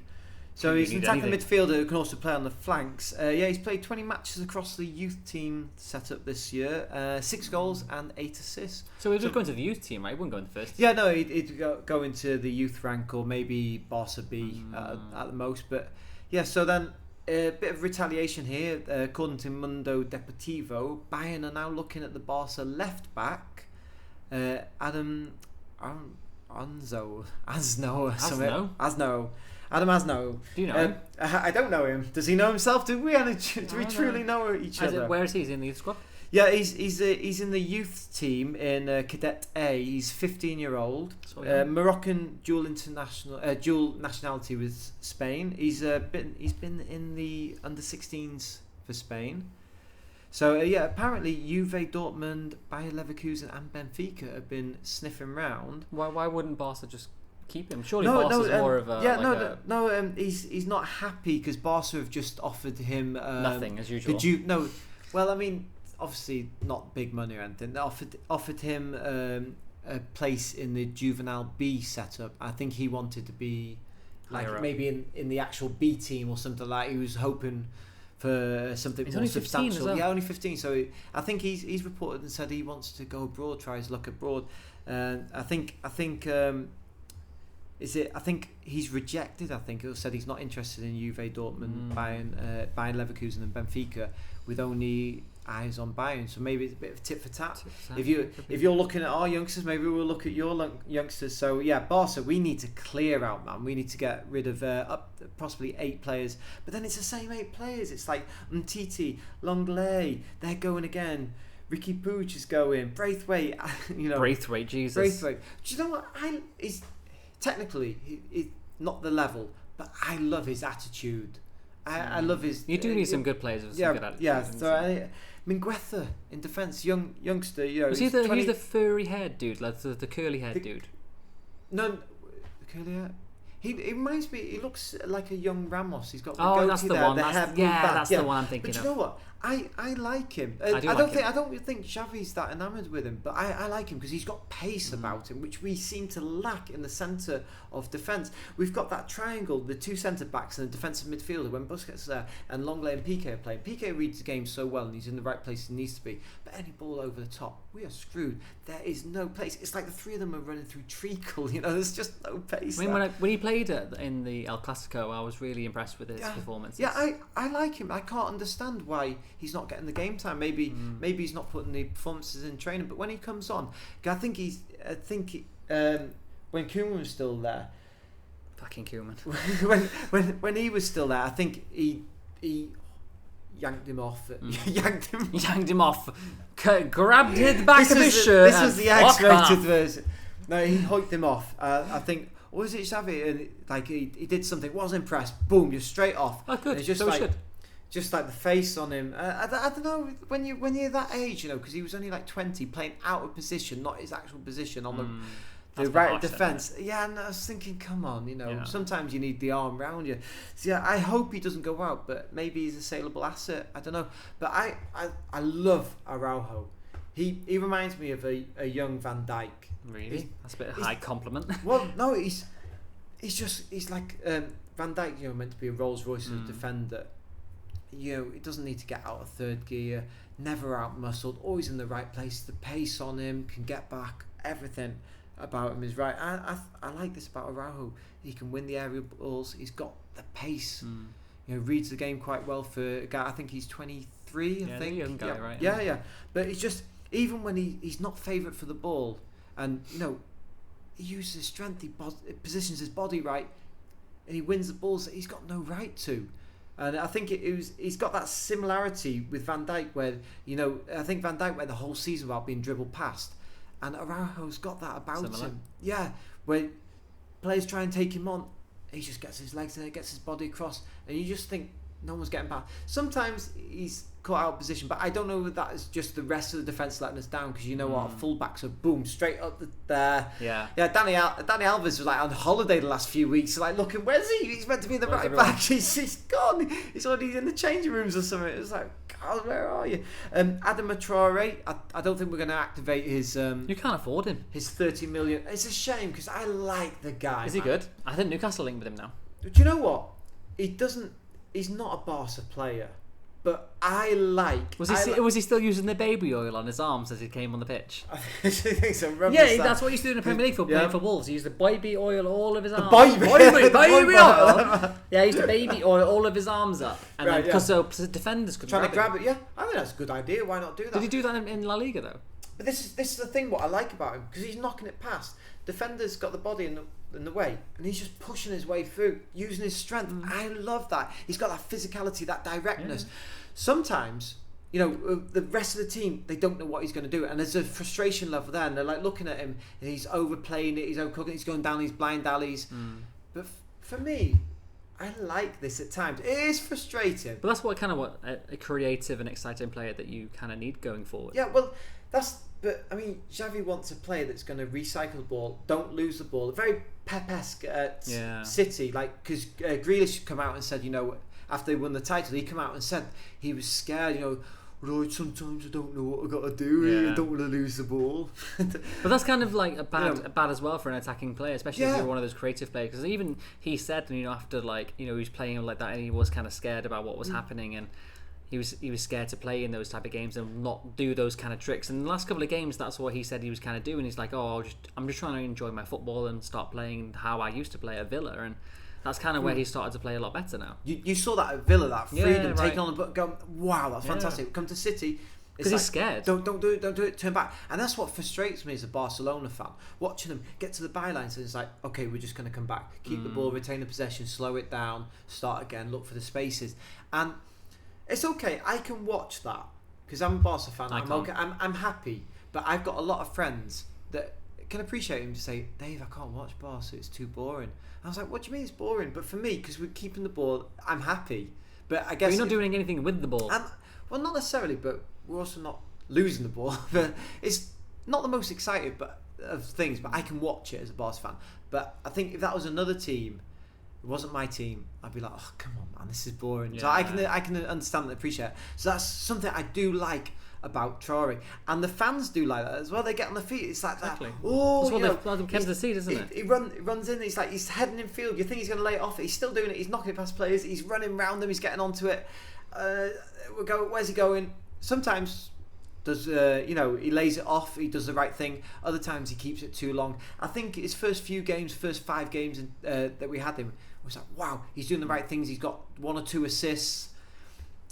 But then after that, I think when the situation with Dembele was kind of sorted with Xavi, bridges were mended. He's come back into the team. We realised we need him. And then as Dembele became more important to us, and Xavi gave his trust to him, I think Traore, he was not so important. You're smirking. What's going on? Well, I don't think Dembele's going to stay long term, is he? I don't. I think that's what it was. I think they were trying to please him, get him to stay. Do you think they pleased the wrong person though?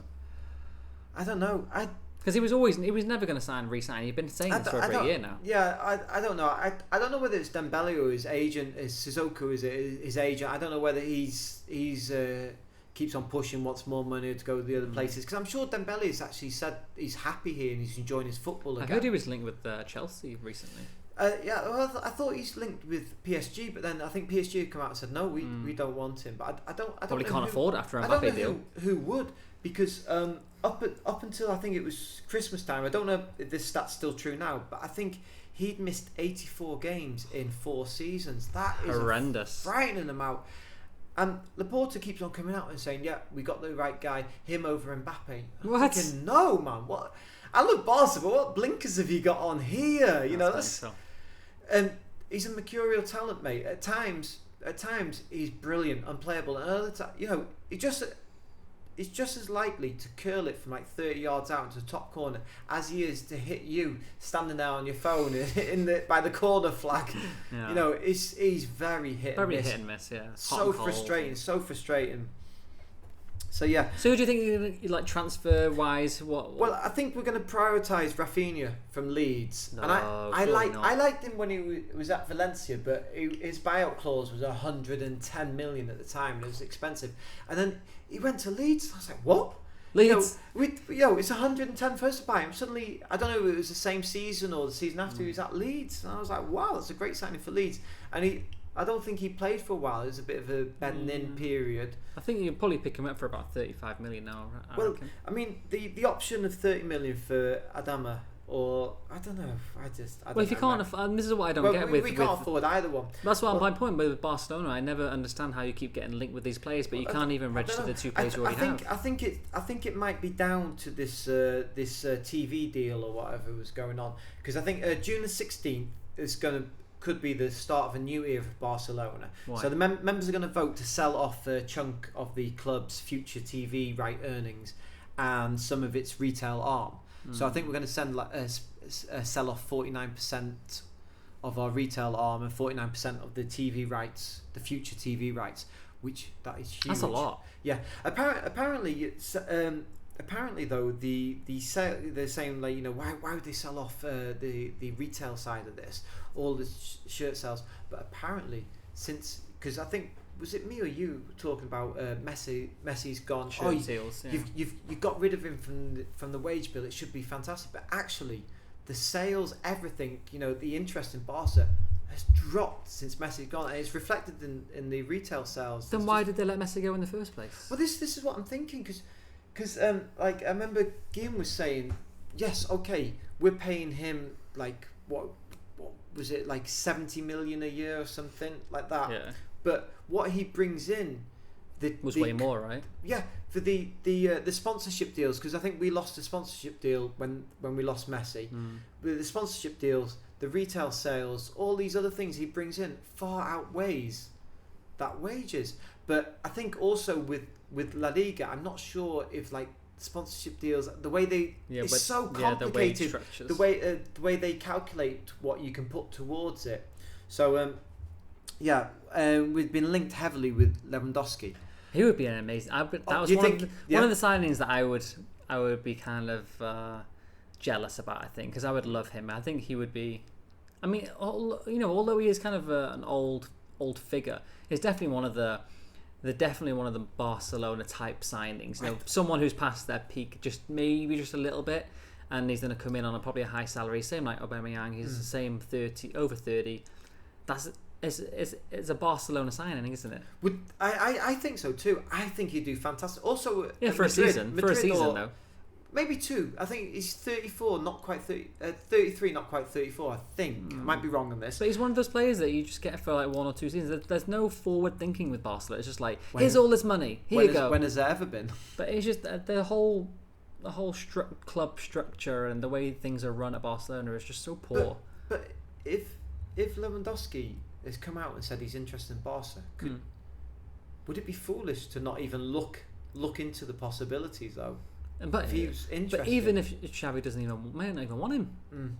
I can say I want to play for Barca. It doesn't mean he's going to go buy me. Well, I've said that as well, and Xavi keeps on blocking my calls. Exactly, that's my point there. You know, any top player in the world can say anything they want. He starts over Aubameyang. Oh yeah, 100%. Yeah. Aubameyang come in. He's got 12 league goals, 11 or 12 league goals. I think he's one behind Depay for the top scorer. How do you think Aubameyang probably feels now that Lewandowski's probably linked with Barca? He must be really pissed. Well, the thing is, do you know what? Aubameyang, you give him a chance and he sticks it away. But on those games where he hasn't got his shooting boots on, we're not playing that well, he is non-existent, mate. He's invisible. You can't even see it. I don't even realise he's on the pitch. Yeah. You know, and it looks really bad. He was doing well at Arsenal. I mean, he wasn't doing well, but he's definitely one of these figures that, like, can influence like a dressing room for sure. He's one of those like players that are very charismatic. Probably, well, if you listen to the reports of Arteta, it's probably for the bad, right? Because that's the reason why he's kicked him out, because he was late for training. He didn't turn up, or for some kind of games. I think there was some issue with his mother. I think that was one of the reasons why, which you can't really fault him for. But I think there was no permission. There was no kind of communication throughout the club about what was happening.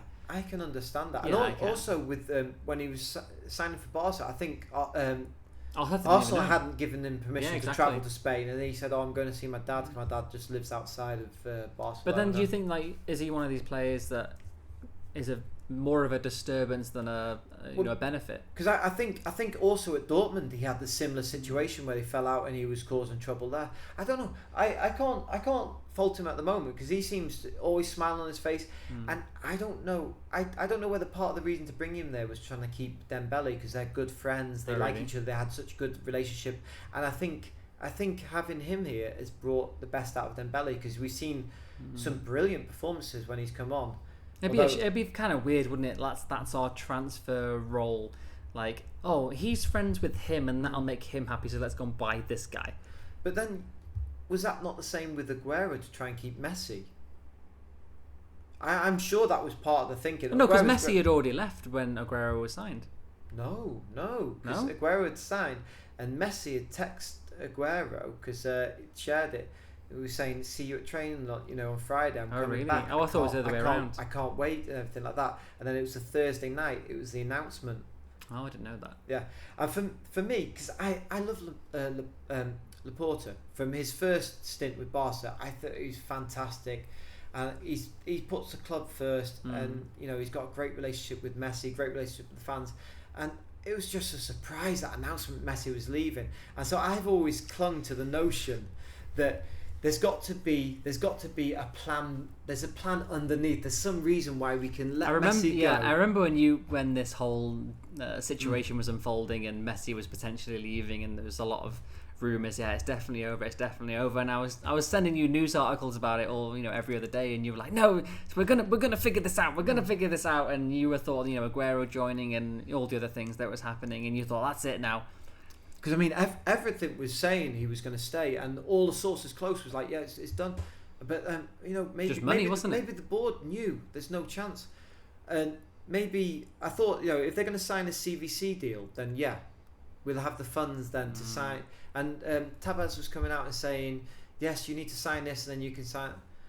But I think over a barrel there, aren't you? Yeah, really? But I think Laporta said even doing this we're screwed. So I was thinking, Haaland. He's got. Well, I knew you said never, but never. I was thinking maybe I'm just. You should have the money for it. Well, I was thinking, I was trying to justify we've let Messi go. There's got to be a plan underneath all this. There's a reason why we've let him go.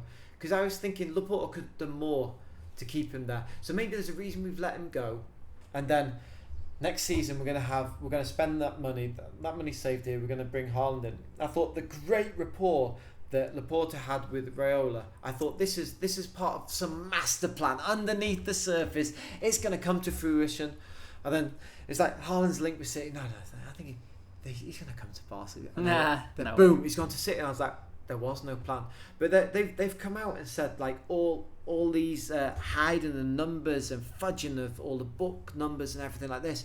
We're in a worse situation than this, and I think we're salary capped at minus 144 million. That now, and it's the 1 in 4 rule in Spain, where if you're in debt, you have to earn 4 times what you can spend. So let me just share something so with you. You'll sell Frankie de Jong to Manchester United to free up some funds, then, right? Well, that's the thing, mate. Selling Frankie de Jong. I don't want to sell him, and some people have been critical of him, but I think he's great. But even Frankie de Jong came out and he was like, "Look, I've had no contact with Manchester United. There's no, conversation to be had. I'm really happy in Barcelona. I would love to stay here. So until someone tells me otherwise, I'm going to stay here." And obviously, then the reporter was like, "So have you spoken to Ten Hag then?" And he's like, "I don't answer that question." Right. That's fucking dodgy. So as things stand with Barca at the moment, right? We're not even allowed to register Sergio Roberto. So I think we'd we'd agreed a cut price deal where we stretch it out over a few years. We can't even register him, man. Because what's going to happen with Lewandowski? How are we going to get that, mate? And Alonso from Chelsea. I thought you had a verbal agreement to sign Alonso as well, right? So yeah, the Liga chief Tavares has come out and said we can't afford the poll, and we need to sell our stars to generate funds. And there's been some backlash saying he shouldn't be just saying about Barca. He should be saying about clubs in general in La Liga. They need to get their finances. No one else straight. is in debt like you are. No, there's a few, mate. Yeah, really, but not as bad as us. I don't think there's any other La Liga team that can't register their own players. I think Valencia Really? They're surely not in as a bad position as you are, though. What maybe about Atleti? I've heard no issues with Atleti. Yeah, I think you were the only team that did decent during the pandemic. You know? Yeah, we did it right. Even though we're still building a stadium, a multi-million-pound stadium. Yeah. So Laporta's asked Tebas to abstain from making these comments about the club's situation. Anyway, so we definitely need to bring more money in. So we need to sell things: TV rights, shirts, players, kitchen sink. Garden sinks as well. We're doing a lot, mate. We've got conservatory sinks as well. Yeah. You want them? We're selling them. Yeah. So there's going to be two proposals that are going to be put to the vote on June the 16th. So instead of selling clubs replica shirts and keeping all the revenue, we want to sell a retail arm to make a quick buck now up front, and then at the expense of the long term. So it's going to be 49.9% of the Barcelona licensing and merchandise, the BLM. So it's quite poor, isn't it? That you have to sell all these things, and it kind of feels like you're selling your soul just to play football, isn't it? I mean, well, it is, mate. But we're over a barrel. The previous board absolutely screwed us, man. I've been saying this for a long time. But now you look at all these rights that you're selling, TV rights and shirt deals, or any type of deal that includes like a license or like using the image rights of Barcelona. Like, I mean, it's good now to get out of whatever situation you're in, and it'll be like a 1 or 2 year quick fix. But if you look at it in like a 5 to 10 year sort of forward planning, and you look at it and you think, okay, we're out of this shithole now, but in 5 years' time, we're kind of out of it. We're kind of doing well, but we can't really generate any more revenue because half of it's going to whoever we had dealt with the devil 2 years ago. It's a short-term fix, mate. It's definitely not a long-term. But I mean, I don't know what else we're going to do. What options do we have here? There's not much else you can do, is there? But I mean, it is a poor way of getting out of the situation you're in. Yeah. So apparently we're going to sell it to someone that has got plans to make it more profitable in the future than what it is now. Not you. Well, no, because we'd still have major control over decisions and what happens with it. Although we'd still have 50.1%, so we'd still be majority shareholders. So you might have a Barcelona cereal that tastes like shit, but you still own 51% of it. Yeah, 51% of that shit. 50.1% of that shit. All right then. Yeah, well, let's copyright that. We'll produce the Barcelona cereals. Yeah. So apparently the revenue has dropped dramatically. Messi sales, shirt sales, obviously. Of course. So the figures most often quoted is about 200 million euros, 170 million pounds to a consortium of two merchandising giants, Fanatics and Invest Industrial. Fanatics, I've kind of heard of that before. You heard them? Fanatics. I wonder what they make. Do you know what they kind of remind me of? Fanatics. Whenever I just hear that word, I'm maybe completely 100% wrong in this, but I just think of the bobbleheads. All right. No, I don't. Fanatics. I don't know. It just kind of sounds I'm not sure. Like a Barcelona bobblehead coming your way soon. So Barca would get 50.1% of future profit on club merchandise, but unfortunately the deal's unlikely to be finalised before the end of the month, which means that it wouldn't go into the calculation for the salary cap next season. So that wouldn't. So you're still at gate one. You're still where you were 20 days ago. You can't do anything. So for next season, it kind of looks like you're screwed. So yeah. So what happens? Do you have to sell players now? Then there's no. It looks like there's no other option. So Frankie de Jong's going then. We've been. It might well be. I'd be gutted to see him leave. But I mean, we've been trying to get rid of Longley and Titi and a few others for a while, and Neto for a while. Neto, fantastic backup goalkeeper, and when he's come in, he's done a great job. He should be a first regular. Another. Do you think Ter Stegen would probably leave then? I've heard he's kind of like fed up with fucking Barcelona now. That he's had enough of their project, and whatever they're planning moving forward is just not. We've had no project for the last few years. I think that's why he's so pissed. It's not been any forward thinking, any forward planning. It's just been like, oh, this is happening, we'll deal with this now. It's just like putting out fires, but they've actually been creating the fires themselves as they're going along. It's like, oh, we'll put out this fire here, so we're going over here. We've knocked this over. Oh, there's a fire there. Yeah. Oh, but if you look at like Ter Stegen, when you look at him, even the last 5 years, he was kind of stated to be one of the best goalkeepers in the world, right? And like he's kind of just fell off a bit, hasn't he? Well, the thing is, because he had surgery, and he said he's not been able to do any proper training, and he's struggled with his legs to getting down. So he said that his reaction time's not that slow. He can't, not that fast. He probably shouldn't admit that though, should he, publicly? Well, no, because he's come out now because he's back to form. He's got better, and he said, well, actually, it's come out. This is what's happening. He's now been able to do some work with the weights and things like that, and it shows he's better his now. form. Yeah, definitely gone up. I heard something very interesting about Courtois actually. That Ancelotti was actually saying, can you let in training? He's that good in training that Ancelotti actually said to him, can you let some in now? Can you let the strikers? We don't want to put their confidence down. Can you let some in? Oh wow! So that's the sort of thing you can imagine Ancelotti saying. Kind of difference of the two teams there. Oh, okay. So twice a year, Liga they meet to set the salary limits for each club, and it's not just the salaries. It's like the total spend on all football staff and everything like that. Everything costs for the club. So it's a very convoluted calculation, and they subtract like projected spending on non-footballing costs from projected income. So if the club is going to make, say, if the club's going to make like 2 million, but has to pay out 1 million debt repayments or paying all the staff for non-footballing staff and everything, then the salary limit is what's left. So that would be 1 million left. So, but what happens is if you're in a negative, if you're in debt, then you have to do this 1 in 4 rule, which means for every if I want to spend 100,000, I need to bring in 400,000. How does that even work? Because if you're in debt, you'd rather pay the debts off, right? You wouldn't raise the 1 in 4 to spend the 1. No, right? you can still be in debt, but it just means that any transactions, any outgoings, it has to be covered by 4 times. Well, that's what I mean. You're kind of in a vicious circle there. Yeah. So the debt's still. Yeah. I mean, even the following season, you're still fucked, right? So I mean, because last season they actually cut us down 3 times because our salary cap was 600 million. That's why we had all these players, and then they reduced us to 343 million, and then it was down to 170 million. You think we've got those players? That was it was what was it, 78%, nearly 8% of our whole income worldwide on everything goes on our salary. It was unattainable. It's unsustainable.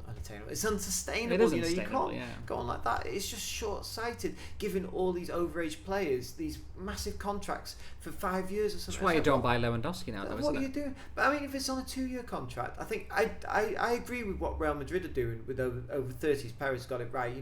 Just 1-year contract, keep on renewing it.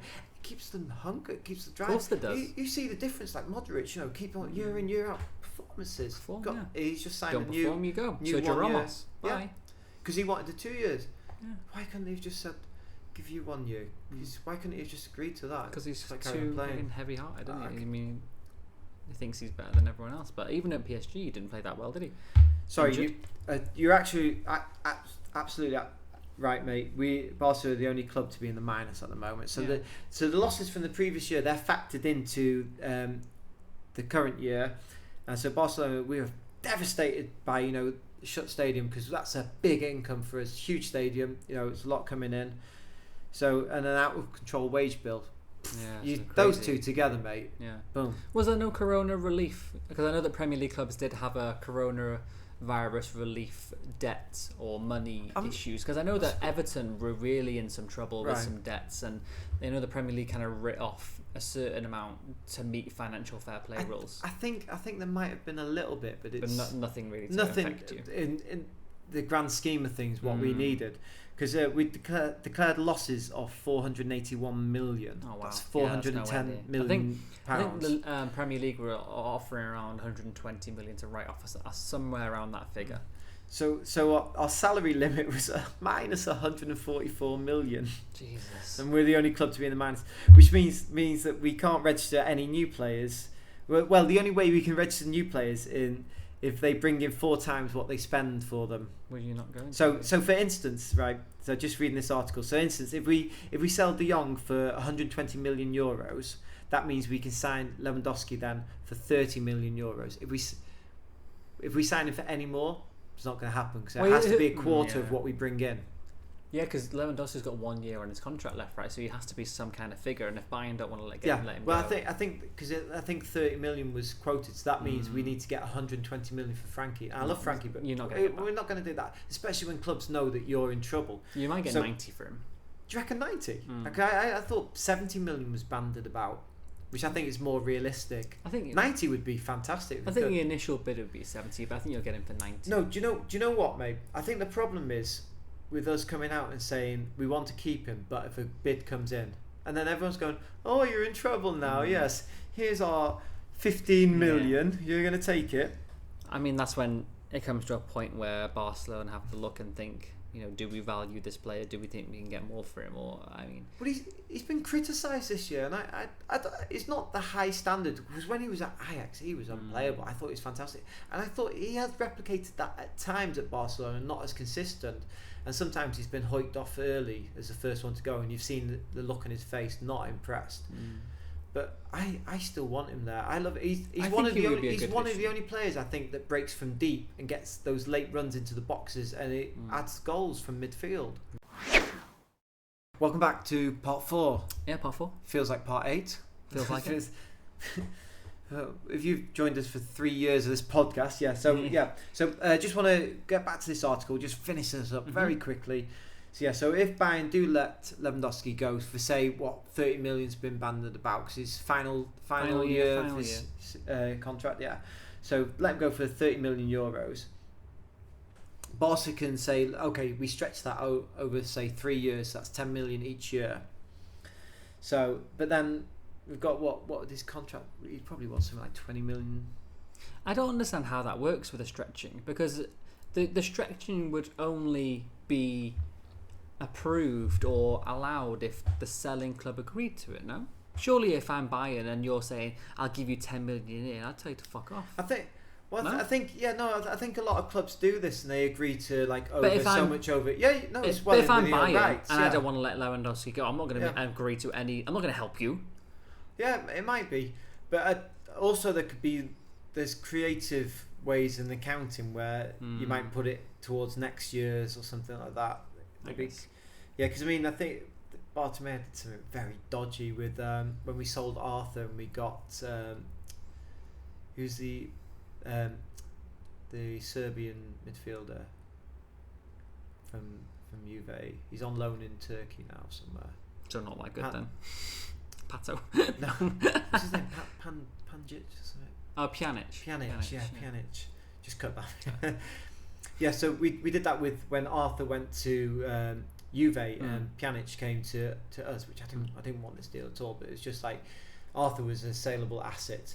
So we did that, and we recorded it as we record that as a sale for us that year, and then we recorded the purchase in the next year. So we pushed it back, didn't have to deal with that. There was just sounds like a lot of accounting issues. Oh mate, right? It's so dodgy as anything. Yeah. So anyway, so say we managed to do it over 3 years, which I don't know if that's the selling club agrees to it, or whether we can just put it through accounting or something. I'm sure they do a lot of sales like this in stages anyway, where they do so much X amount up front, not necessarily like in thirds, but they give a big chunk up front, and then obviously there's like different add-ons and bonuses which if they're activated. So say I imagine Lewandowski was going to want 20 million a year. Probably. So say then you've got your 10 million each year from the sales. You've got your 20 million a year salary. So in the first year, that's going to be 30 million there. So that means we're going to have 30 million, which means we'd have to have 100. That's 30 million outgoing. So that means we'd have to have 120 million incoming. You have to sell a lot of players just to get one player, right? Just to register that 30 million. That's just the one. I think this is what's happened though with Aubameyang, because he was on 75,000 a week, and I was like, wow, fair dues to this guy. He just wants to get out of Arsenal. He wants to play football just for the love of football. But then after the first year there, I heard oh, by the way, Barcy, we owe him 20 million. It's like, oh, maybe he doesn't do it for the love of football. So, it's like a delayed, or I think it's like a accumulation of the wages that haven't been paid to him. We're like, hang on a minute, this is being creative again. It's not all for the love of football. Adama Traore, though, that is for the love of football. I think he's 15k a week just to play for Barca. That's brilliant. Fair dues to the guy. He was on loan, so I think that Wolves did cover most of it as well. Then. Right, but yeah, I think Barca are just paying 15k. So I think that Wolves probably paid the majority of it. Then. Yeah. I really hope he'd stay. And Luke De Jong, mate. Do you know what? We were laughing because, former Newcastle... He was horrible. You said he couldn't hit a bar door. And I saw him play the first few games. It's like he was running in treacle himself. It's like we've got a turtle up front. This is a guy... He's just not in the right places. And then when he's dropped deep, it's like... And then the players going past him, it's like, oh my God, he can't run. He's in all the right places, not linking up. It's not a fit. But then saying that, after a few months, he started to score a few important goals, and he went through a purple patch where he couldn't miss. He was doing like overhead kicks, hitting the bar with them, like just missing. And there's a few games he's doing these ludicrous overhead kicks, and it's like the ball's like a magnet for him. And he won so many points for us, last minute goals and stuff. And he just looked so dangerous. Any balls into the box just look so dangerous. He's getting there, putting them on target, and it's just like he can't miss. And it got to the stage where I wanted him to come on, and then the crowd are cheering for him. They're all shouting, "Luca, Luca!" Wow. It's gone from everyone whistling him, "This is not a Barcelona player. What are you doing?" to everyone cheering for him. And there were scenes the last game of the season, although we lost against Villarreal. There were scenes there where Luka de Jong brought his baby, I think his little boy there, and everyone's taking pictures and everything. Really nice, heartwarming scenes, yeah.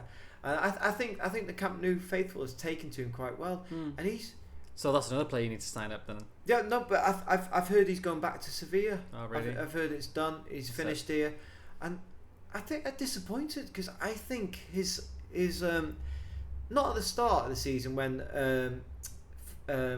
Koeman was here, when Koeman was there, because you thought this is a Koeman type player, both being Dutch, you thought that there's that link, you thought he's going to work really well for Koeman, but it didn't seem to happen, and then you're working well for Xavi, and mate, I think his like expected goals and his attempts on target to goals scored, I think his ratio is absolutely fantastic. I don't know the actual numbers, but I'm sure I've heard that it's really good. I was thinking, I hope he stays, but that's kind of the end of it, isn't it? Yeah. So I don't know. Answers on a postcard. I don't know what the future is for Barca. It's grim, mate. It's a rough ride, but you have to have a look and see what happens. Yeah. So maybe they're going to be signing us two up, mate, to play for nothing. Yeah, sounds like. Oh, talking of which, during the next season, you can pay £255 to play a game, 60-minute game with your friends at Barca. This is another anything for a bit of money. Anything for the money, mate. I'm going to check the pandemic rules. It would be nice to play in. That'd be lovely, mate. Would you? Even if I said, Rob, we're going to do it, would you join me for kick around there? Would you spit? You go there to spit on the turf? Is that what it is? No, I'd definitely have that. That'd be something to say. You've got to try it, haven't you? I mean, fantastic, man. Yeah, I think Newcastle did that for a couple of charity games. Yeah, they got a few lads in, and I think it was a couple of charity games where people could play. Was this like you Z-list celebrities and stuff? No. Public? It was public. Yeah. Oh, it was public. Yeah. That's a good idea. So, yeah, but I think it's this month actually. I don't think we're going to get a chance to do it. We're not leaving the country this month. Yeah, no. If we could, I was hoping to go to the UFC in Singapore. Man, that's coming up. Yeah, next week, 2 weeks. 2 weeks. 12th. I think it's 12th of June. 12th, yeah, next week. Some good fights on there, mate. Good, there is. Man, I was looking when we were in the queue for that. Should I buy it, should I not? But you just don't know day to day with the pandemic rules and everything what's going on. Are we going to be stuck here? Are we going to be able to get out? Yeah. Would have been stuck in a hotel quarantine, wouldn't we? Yeah. Oh well, it is what it is. Yeah. So by the way, work. I'm going to be 14 days late. Yeah. Well, so I think I think that's it for today's podcast. Yeah, we've missed dinner, mate. We've missed dinner. We've had it's a long podcast. See what we do for you guys. I know, right? We've missed dinner. Yeah, it's a long night for us. We've been working today, but it's now we're up and coming to our bank holiday 3-day weekend here in Hong Kong. So we're looking forward to that. So thank you for joining us in today's podcast. I hope you all enjoyed it. Don't forget to like and subscribe to this podcast, and we'll see you all again next week. Yes, thank you guys. Thank you so much for sticking with us. Appreciate it. See you next week.